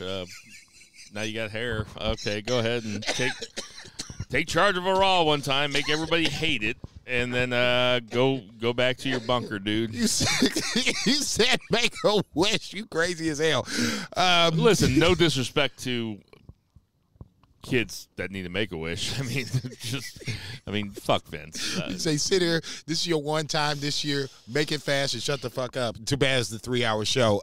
Damian Priest beats Santo Escobar. Kind of sets up, more Judgment Day and. All right, let me ask you about this. Okay, my friend. The LWO is back, and they I was going to say it's not a new thing. They kind of didn't announce it though. They were just like, they started wearing LWO shit. Right? Actually, no. On SmackDown, it was like maybe it was before WrestleMania. They said it was LWO. Ray came out. He brought out Legado del Fantasma at that point and was like, hey, I appreciate you guys saving my ass. This is for us. They're the LWO. Do you think the crowd in Puerto Rico, I'll say it like Donald Trump, Puerto Rico.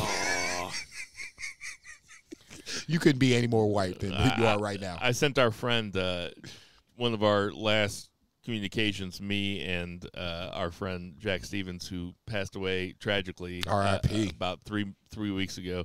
One of our last things, I sent him a clip of Donald Trump going, Puerto Rico, Puerto Rico. I know Jack just had a ball with that motherfucker. Oh, he loved it. He loved it. It was so funny. It's like watching the cat play with the toys. It's like, oh, this is great. I wanted them to fuck away, go away. Puerto Rico. But do you think it's a little condescending to them to be like, hey, we're bringing back the LWO basically for this pay-per-view? You think they're going to be the LWO at SummerSlam? Or do you think they're going to take out the LWO show? No, I would be kind of surprised. In my non-humble opinion, I think it's going to be Bad Bunny and Ray versus Dom and Damian Priest. Oh, I think we're getting Bad Bunny versus Damian Priest one-on-one. And hopefully that place is going nuts. Listen, Bad Bunny, we've seen him wrestle a couple times. He is an exceptional part-time wrestler who... If it wasn't for Logan Paul, we would still be talking about how great he is. That is true. I mean, and Pat McAfee. And Stephen Amell. We're in a new era of celebrity wrestlers. Stephen Amell is probably the one that's... Well, okay, who's better, Stephen Amell or Bad Bunny? Well, this is a cop-out. I mean, they're equal. They're about the same. You had me at gunpoint. They both take it seriously. Yeah. They both take it seriously. If you had me at gunpoint, I would say Stephen Amell. They're both obviously fans, and they're not there to joke around. They are there to have matches. Yeah. And Bad Bunny is one of the biggest stars in the fucking world, man. Without question. So. We got chokeslammed like a motherfucker on Monday night. Shut this shit up. Good for him, man. No, it's great. I honestly wouldn't even be mad if at Backlash that was the main event. I would be surprised if it wasn't. Just because I know that place is going to be going fucking nuts for him. And Dom is hot as a heel. And he obviously, him and Damian Priest are obviously boys. Yeah. So they're going to have a match, and I'm glad for Damian Priest too, because Damian Priest didn't get his WrestleMania thing, but they were probably like, "Hey, you're going to have this big match in Puerto Rico." In Puerto Rico, Puerto Rico. You ain't shit. I'm just doing. I'm doing like Donald Trump. You ain't shit, dude. I swear to God. No, I think this just for the record. Please. I mean, fuck Donald Trump. Okay. Fuck Adolf Hitler and fuck Ku Klux Klan. That was just. I know it's obvious, but like, if this is your first BFR and you're still listening, right? God Thank bless you. You a glutton for punishment, but yes, always. Fuck Trump. Fuck Hitler. Fuck the Klan. You know, if no particular order. If the crowd's going nuts for it, which I expect them to do, then that being the main event, I don't mind at all. No, I think Bad Bunny in this scenario, especially if Roman's not defending the belt. I don't think he will be. I think that's going to be the start. That's the one. Do you remember when they stripped the belt from Naomi because she didn't defend it within 30 days? Yep. Okay. All right. So yeah, Nakamura's come back. He beats Riddick Moss back. Bad Cat Moss, Riddick Moss, whatever. Nakamura apparently says backstage he's back from Japan after beating the Great Muto, Keiji Muto, however you wanted to call this man. He's back for titles. So many moons ago, there was a point where Nakamura and Roman Reigns crossed paths when Roman Reigns was the champion. I believe he was just SmackDown champion at the time. And there was a possible talk of a Nakamura-Roman Reigns title match at that point. Now it feels like we might be going back to that again. I'm pretty sure that we've already done Nakamura versus Gunther. Yes, we did. Now that I'm thinking about it, Gunther won that match. So for me, this is a scenario where it's Nakamura or bust at this point.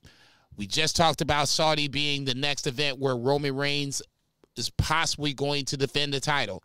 Would you be okay with Nakamura, Roman Reigns at Saudi? Of course. Yes. Of course. If Roman Reigns is going to have a 26-minute match in Saudi with Logan Paul and it blowing the roof off the place, a roofless place, then yes, of course. But I do want to see a 20-minute match between Nakamura. Nakamura is one of the most underutilized, healthy WWE wrestlers there is. Of course, I'd love to see it. Of course. You phrased that very well. Healthy WWE wrestler. Well, I mean, I'm thinking about AJ Styles. No, for sure. No.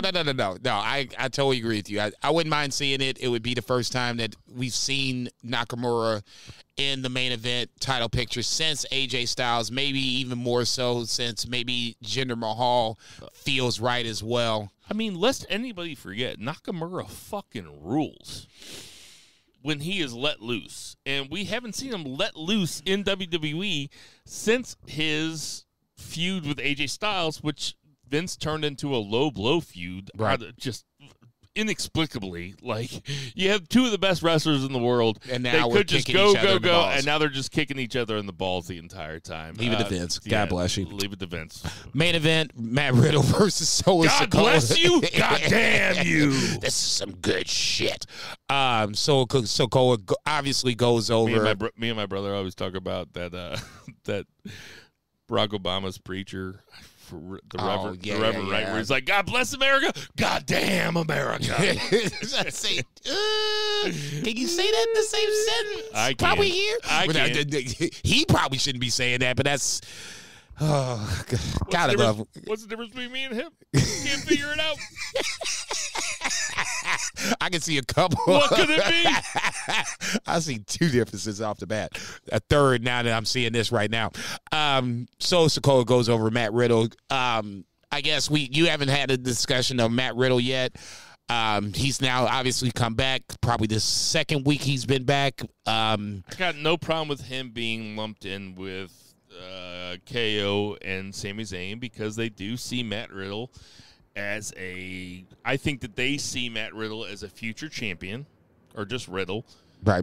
Even if he never gets it, they see him as a top of the card type guy. They see him as a guy that the fans are behind and as a unique talent, which is the same way I see him. So I'm completely fine with him being there. I kind of liked his backstage segment with Sammy and KO. I can't remember, like we said, I can't remember which show it was, right? But where he was just a little bit more serious. He's like, I think that was Raw. He told KO, he's like, you don't think that I remember? He's like, I remember what they did to me. He's like, yeah, I'm out there to win. And so I would like to see him take shit a little bit more seriously.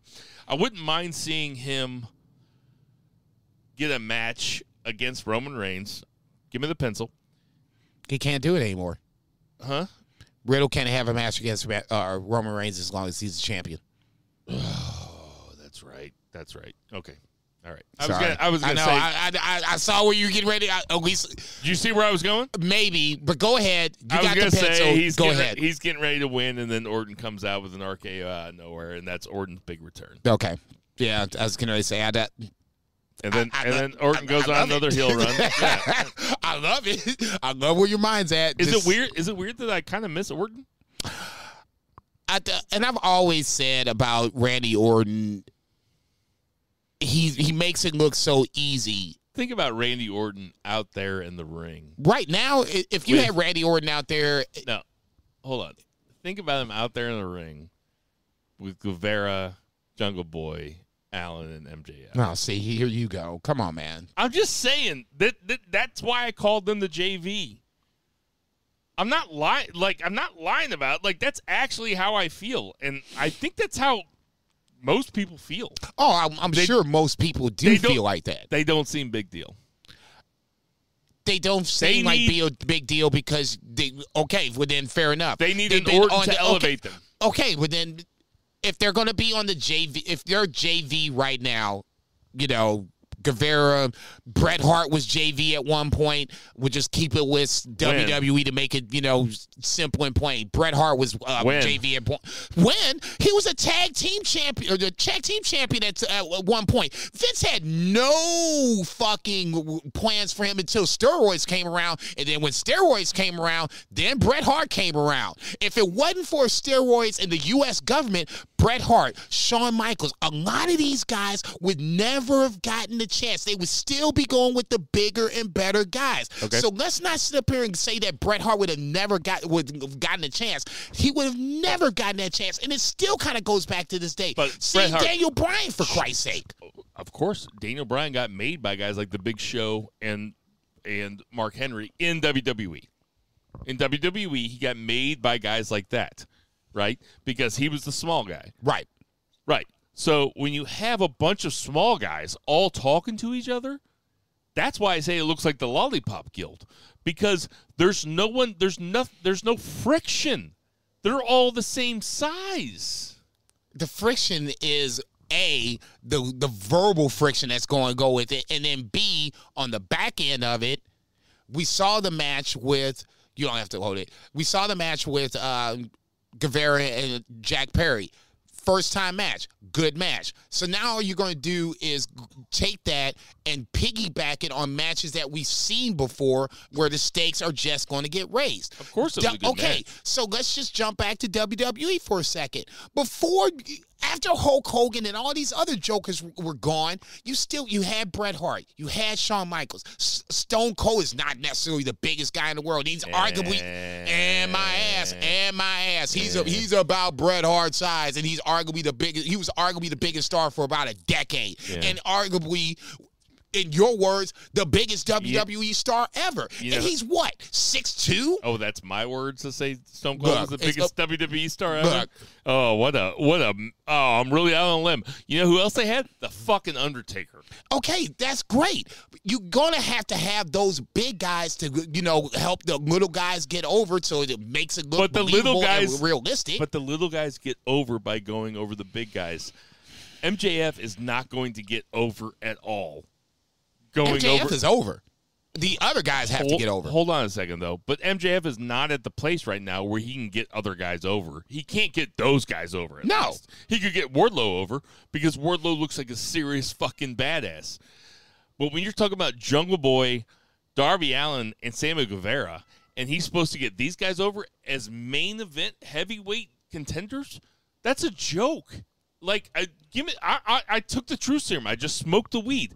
That's a joke, man. He's not going to be able to get these guys over. We're not asking him to get these guys over. We're asking him to put them on a level playing field where you can. He's not going to do that either because he's going to win.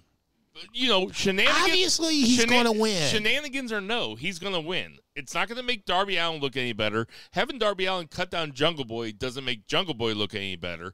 Having those guys call Sammy Guevara a piece of shit doesn't make Sammy Guevara look any better, especially if you know Sammy Guevara's tendency to be a complete fucking shit starter in a shit ass backstage, which he obviously is. Because what, you watch AEW All Access?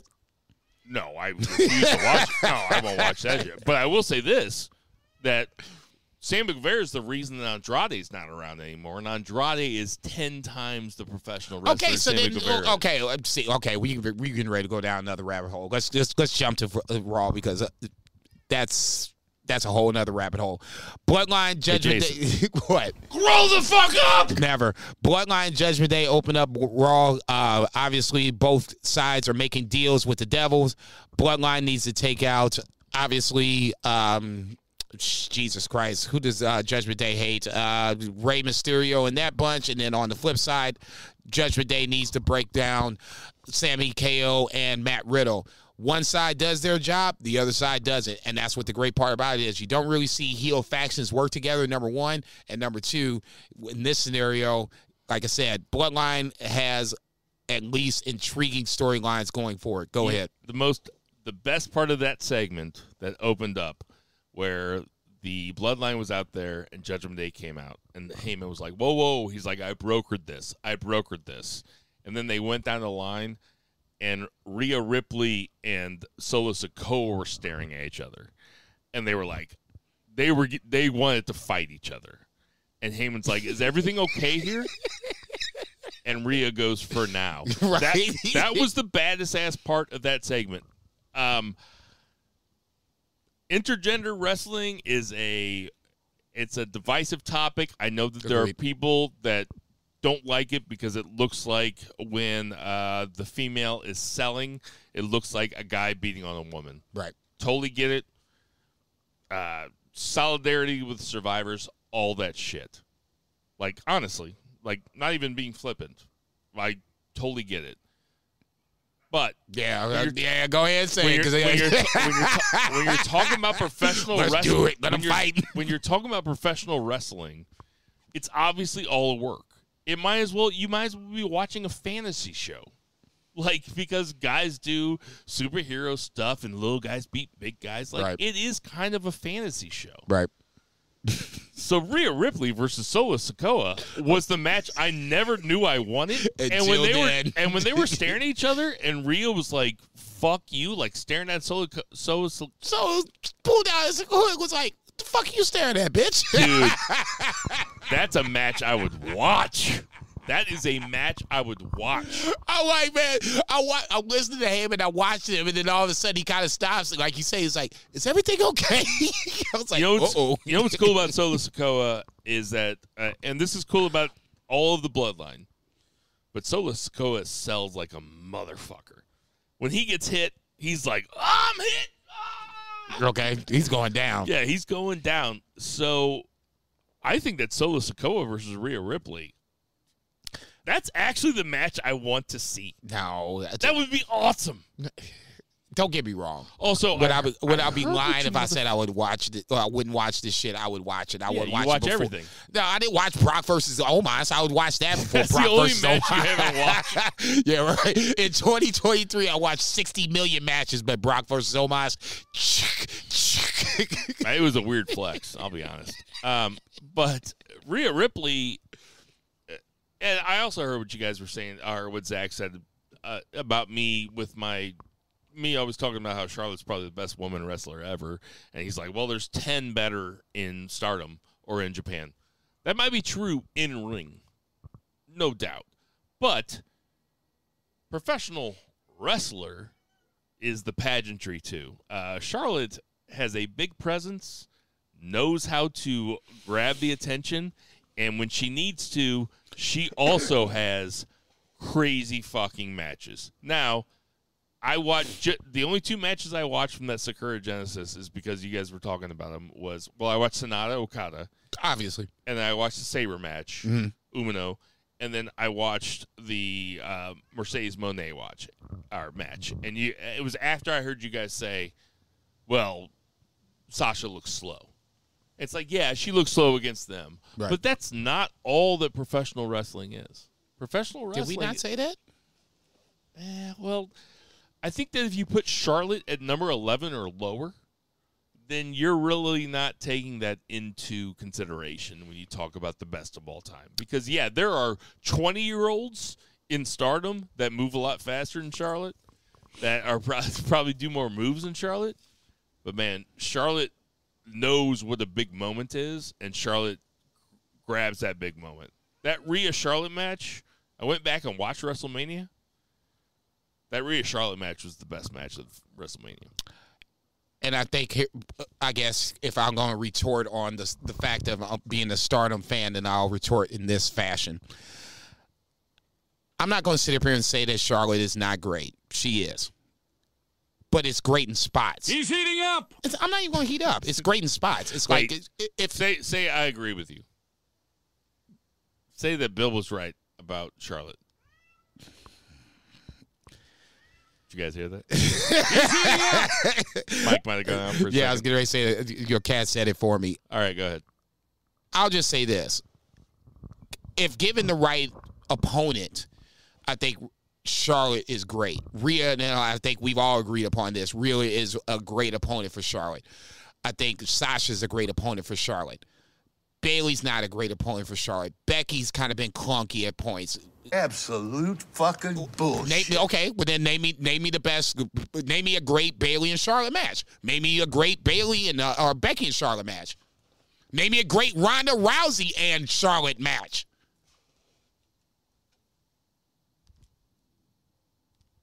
That's my point. No, I can't remember any matches. Okay, that's my point. I only remember like 2 Charlotte Sasha matches.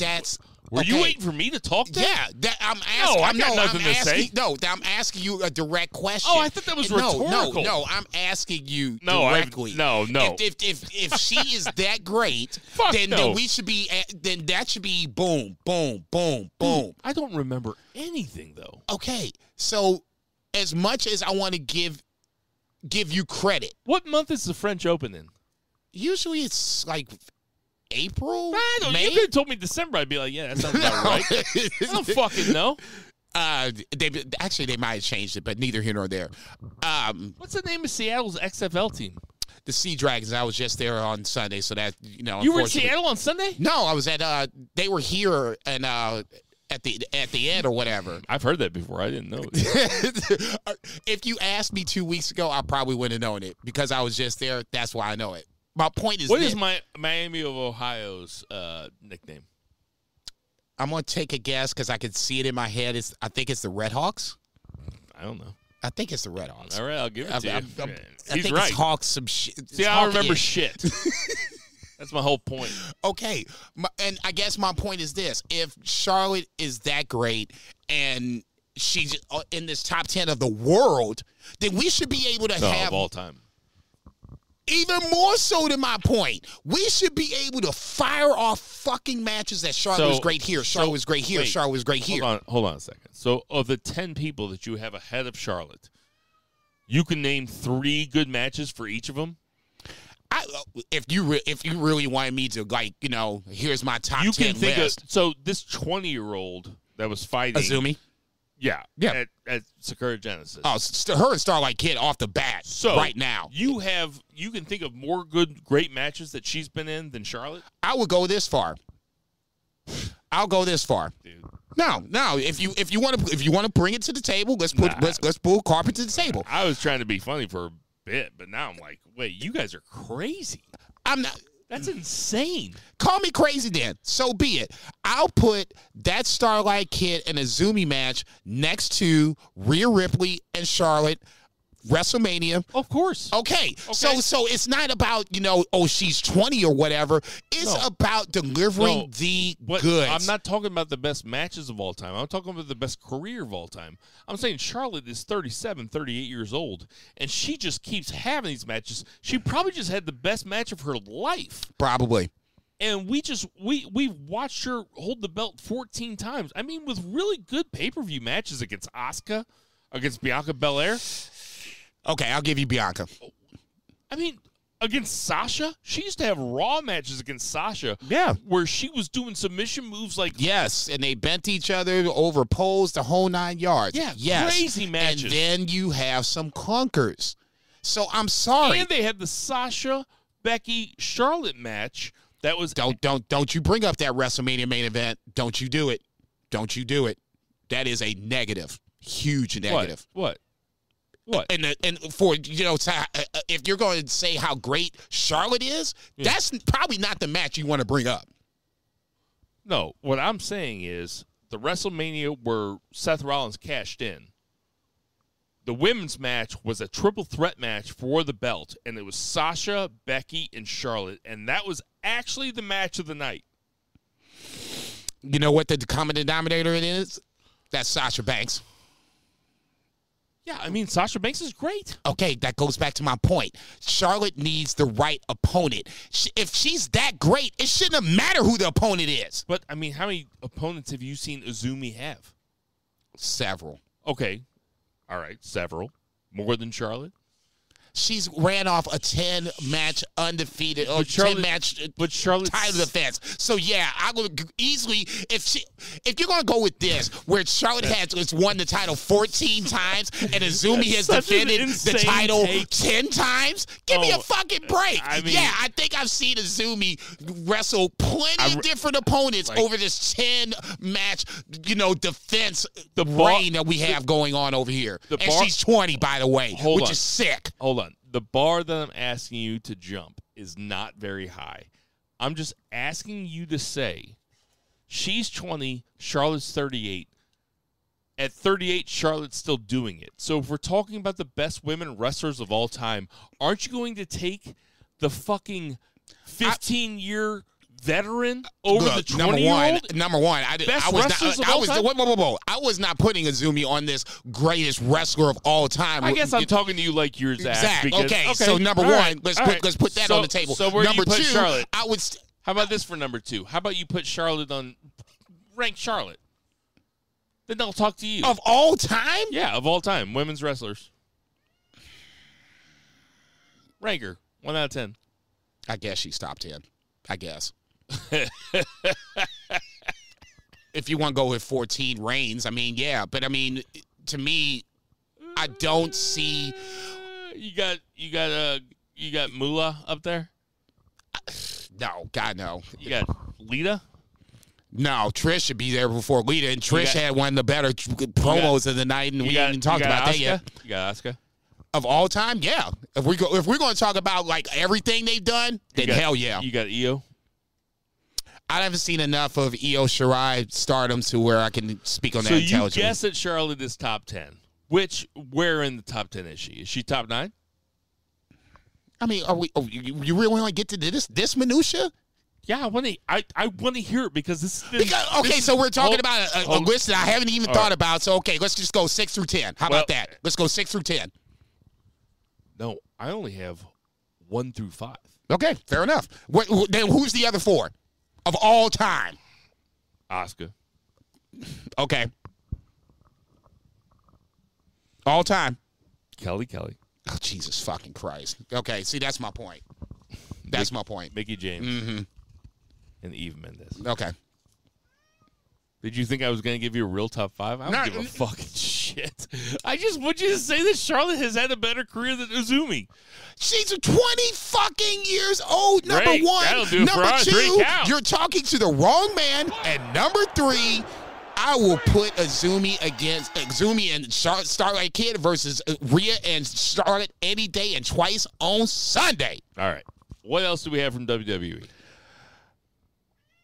Ray versus Solo. Solo goes over. Bianca and Dakota Kai. Bianca goes over. Obviously, was that Damage Control on the way out. Obviously, it feels like EO is going to get, well, it shouldn't feel like EO is going to get the first chance, but the fractures from Damage Control getting ready to happen, breakup getting ready to assume at some point. Cody calls out Brock. Excuse me. Brock comes out in Johnny Cash-ish uniform. Is what it is. Absolute fucking bullshit. How's that bullshit? Unprofessional bullshit. You burped in the mic. Please. Anyway, that's going down at Backlash. I guess it is. I don't have a problem with this. Do you still have a problem with Cody going against Brock? What was my original take? That this was not the way you were supposed to be going. Yeah, I mean, I agree with that. That doesn't mean I'm not going to watch the shit out of the match. I can't wait for the match. But, I mean, it wouldn't have been my pick, but it's a nice runner-up prize to have Cody versus Brock. Jesus fucking Christ. Hey, I like watching wrestling. I don't know. This is a wrestling podcast, and those guys are going to be wrestling, and I'm into it. It wouldn't be happening if Cody won the title, but neither here nor there. Well, no shit. I said it's not perfect. Miz and Seth have a really good match. Honestly, we don't want to talk about Miz versus Seth? No. Okay, fair enough. Sammy, KO, and Riddle have the backstage segment we're talking about. Lashley and Austin Theory rematch for the U.S. title. I think this is the third time that they went around. This arguably might have been the best of the three. Unfortunately, Bronson Reed comes out and destroys, well, I wouldn't say destroys Bobby Lashley, but they end up fighting. Bronson Reed versus Bobby Lashley is a fun Backlash type of match. Let's see those dudes fight, man.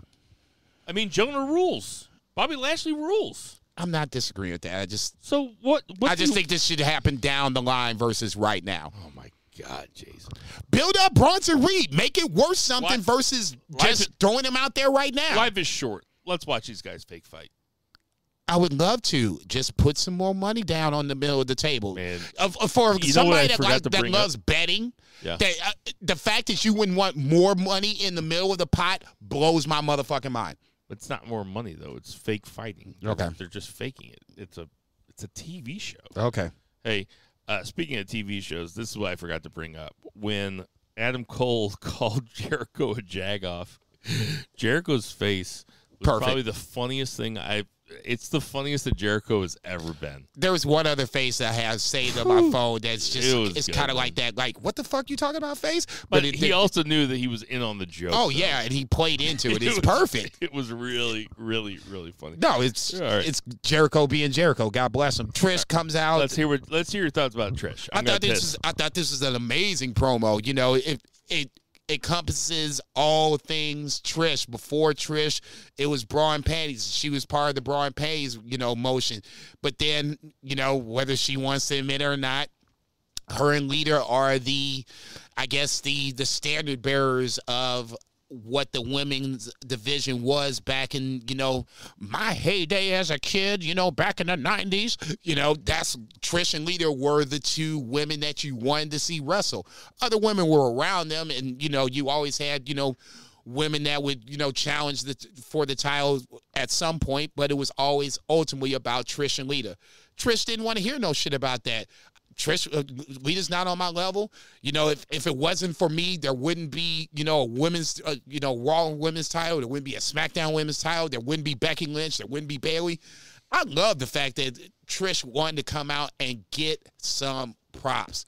Evolution is one of my favorite pay-per-views that WWE doesn't do anymore, and it's all women.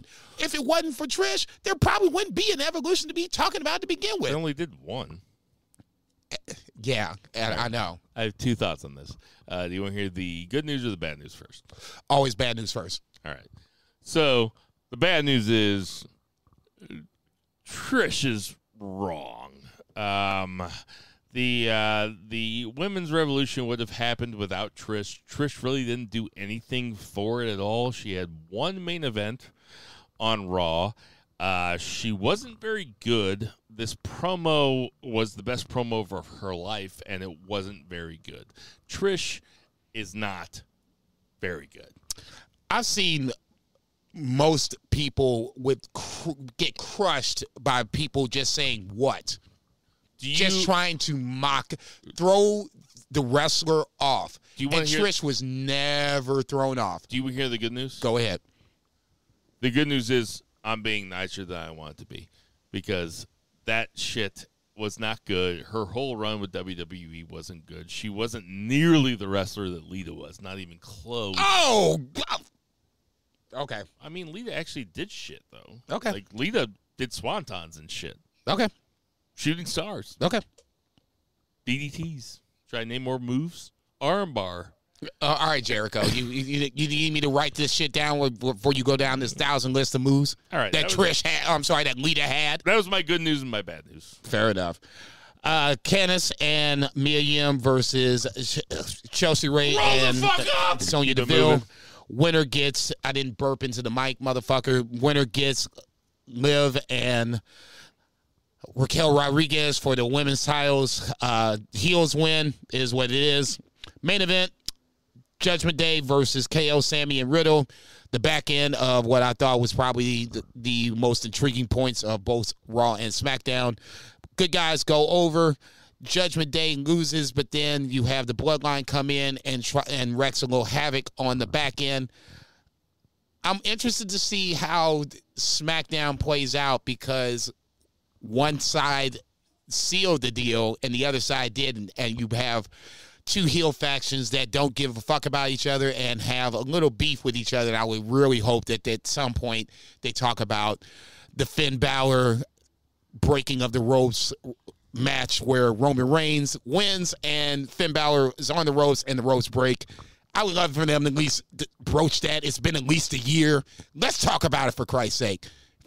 Put a little bow on that for me. That's a mystery GM, dude. It's fuck all that. It's going to be Hornswoggle. In fact, it'd be funny if they actually hired Hornswoggle to do okay, it. well, at least we knew who the mystery GM was. Can we find out, No, we don't. It was... Oh, because it was Hornswoggle? Yeah. But it wasn't... Well, the whole time they didn't know who it was going to be. They just started doing it. My point is this. We found out who the mystery GM was. I want to know why, in kayfabe style, why the rope broke, and now we're working with each other with two guys that probably can't stand each other.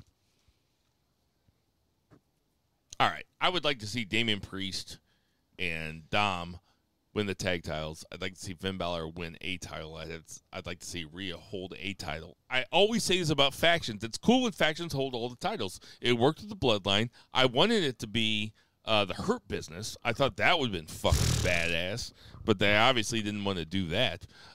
Gee, I wonder why. Yeah, what could it be? They all got... Well, they all are... The Bloodline's not necessarily white. I know. I'm totally fucking. But you know what else? They ain't exactly black. They right in that gray area. It's perfect. Perfect for America. Yeah, I was gonna say that they could be. There's Samoan, for Christ's sake. Leave them alone. There's an American Samoa out there. All right. I have a. Actually, I do like Dom and Priest as tag team champs. Dom is hot as a heel. I have a huge confession for you coming over here. That's going to be our 3 count. Oh, Lord have mercy. You ain't got no more shots over there? Shots are done. I say, give me that sweet, then. Hey, we're just gonna have a couple of minutes of odds and ends. This is banned from ringside. All right, I'm gonna admit something to you. Okay. I have watched Ring of Honor, and I watched Capital Collision. Like, I've seen Fred Rosser wrestle a bunch. You know he was...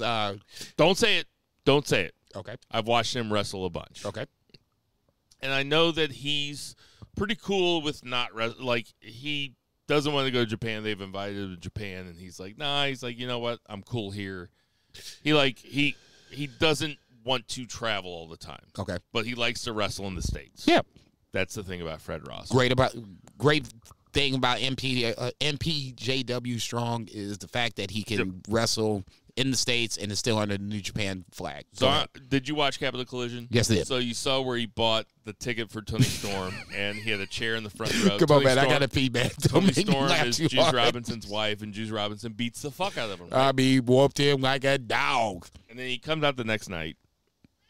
And Fred Rosser is this Fred Rosser is his name, and he's this black guy. He's probably Darren Young to those that love WWE. That's what I didn't notice until today. Is that I was watching. Hold on, don't tell me you faced today. He was fighting Lance Archer. Yes. And Lance Archer goes, me and you haven't fought since like OVW or Florida Championship Wrestling in 2009.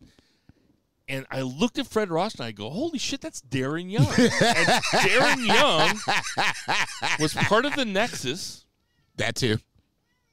I mean, not only was he the first gay person to come out while signed with WWE. Obviously, that's number one. Which was a big deal at the time. Huge. And he was in the Primetime Players with Titus O'Neil. That's where it is. There it is. And millions of dollars. Millions of dollars. Titus O'Neil, by all accounts, is one of the coolest motherfuckers. How they fucked that up is beyond even me. Titus O'Neil, by all accounts, is one of the coolest motherfuckers in the company. Minus the fact he went to a shitty fucking college, but yeah. Miami? No, the other one. Florida? Yeah. Who the fuck cares about fucking Florida college football? I do. So Darren Young was cool. He came out. They didn't bury him right away. He just kind of faded out. I think he got hurt for a second, didn't he? What are you talking about? When Darren Young was with WWE. They made like national news. They were like, pro wrestler comes out of the closet. 2013. That's crazy. It is crazy. He wrestled for a little bit, then they broke up the Primetime Players. I think he faded away. I just can't remember if like you said, if he got hurt and then they just put him on the back I think shelf. He got hurt. And then they just it was just too much. Millions of dollars. Millions of dollars. Millions You fucked that up. That is so WWE. It blows my mind. Anyway, it's so silly and it's so good. He's a big Ring of Honor guy now. He wrestled in Ring of Honor, but he's for me he's more New Japan Strong. He was the most recent New Japan Strong champion before he lost to Kenta. Juice Robinson got involved in that match, hit him with World Quarters. Totally fun guy to watch. Yeah, and the fact that he's kind of reinventing himself into this singles wrestler, Fred Rosser. Totally different than what he was and Darren Young as the WWE guy. So I mean, in that scenario, yeah, it's a nice little watch. So I have 3 thoughts. Okay. And then we can be done. Okay. First thought. Remember, my last thought's going to be about Sonata. Okay. My first thought is I want a TMDK shirt. So my birthday's right around your birthday. Yeah, I was going to say that. So let's buy each other TMDK shirts. Well, actually, no. I want United Empire because I'm kind of getting on the Aussie Open bandwagon. It'd be different. We don't have to have the same T-shirts. That's fine. Oh, AR Fox is really good about against David Finlay. We didn't talk about Clark Connors. Are you okay with Clark Connors flipping to Bullet Club? Yeah, I didn't think you'd care that much. Bullet Club. I mean, it's not sacred anymore. Like it's just like it's a faction. No, I'm just saying that. Oh, Clark Connors? Yeah, heel? Yeah, I guess ultimately. Cool. I think he fucking rules. I listened to him on Jericho's podcast, and I think that he's cool as shit. And he seems like an easy guy to root for. Okay, honestly. And the other thing I was going to ask you about was, 2 things. Zack Sabre Jr. versus Lawler. Did you watch that? Yes. Now that's a. That was the one time. Those guys could have done an hour of that. That's the well. 2 things. Now, as you said that, number one, I wish the match would have been, a non-World TV Championship match would have been like, 20, 30 minutes, something like that. Yeah. But this was really the first time. And showing Umino aside. Showing Umino is great, but he wasn't going to win the title. This was the first time where I was like, man, ZSJ could lose it. I didn't think he would, but the way the match was playing itself out, Tom Lawler could easily counter anything and everything Zack Sabre Jr. could come out with. That's the other thing. It's that Tom Lawler is cool as fuck. And also, when you watch those TV title matches, you're getting ZSJ, and you're getting like hyperspeed ZSJ, where it's like the last 7 or 8 minutes it's on. Every 6 seconds he doesn't move. If he doesn't tap you out in 6 seconds, I'm doing something else. And that's really the great part about if you watch it and count, It's literally 6 or 7 seconds at the most. It's remarkable. And then the last thing is, okay, so I told you at the beginning that I was cool with Sonata winning the IWGP Championship, which I am. Like, even the end of that match, and this is such a weird thing to bitch about, but Okada matches, and I'm saying this about an Okada match that he lost to Sonata for the belt. Which is only one. Right. But the last 5 or 6 minutes of every Okada match is basically the same. It's just reversal, reversal, reversal. That's a weird thing to bitch about. I get it. And Sonata's new finisher is like plays into the Rainmaker. It's like made to reverse the Rainmaker. Reverse the Rainmaker, right? Yeah, for sure. It was, and it was, which was cool, but no question. Calling a faction just 5 guys. Horrible. Terrible. It's a horrible name. It's the worst. Yeah. When I heard it, when it was just 4 guys, I was like, ugh. Swerve in Our Glory is better. Damn. That's right. Just 5 guys is terrible, especially if you're going to have the champ in it. There's so many better names. Look, I'm not going to disagree with that. Well, you can't. Burgers and fries was funny, but we had to put some. I did like burger and fries. We had to put some respect on their names at that point. Hey, we got some birthdays this week. Talk to me, Daddy. Kurt Hawkins is 38. Garrett Bischoff, I don't even know why he's on here. 39. You wrote it. Bruce the Barber Beefcake is 66. Nikki Cross, 34. Ezekiel Jackson. This is the third time he's been brought up tonight. He's 45. I was going to say 304 episodes, and he gets 3 in one episode. Chuck Taylor is 37. Tony Atlas is 79. John Cena is 46. Frenemy of the show. He don't even know you, No, this next guy. Donovan Dijak. Donovan Dijakovic is 36. Britt Baker is 32. Moose is 39. And Kane. He's older than me, right? Thank God. 56. Thank God, yes. Hey, everybody. We know there's tons of podcast listeners. We appreciate you guys listening to our podcast. For Vice. Check. For Shock City Studios. Check. For Sam the Mauler Mall. Check. For Tender Mahal. Check. For Murray the Murray Man Murray. For Check. Lucha Chris. Check. For Patriot Pat. For Thoughts and prayers, Patriot Pat. Thoughts and prayers. Everybody, support your local drug dealers. If you have them anymore, support your local restaurants. Check. Black Lives Matter. Check. Did I forget anybody? No. 2 Beer Zach Poland. Check. That's Jason Cornelius Bell. I'm Bill Check. Vagey, and never ever forget the boo the heel. Boo.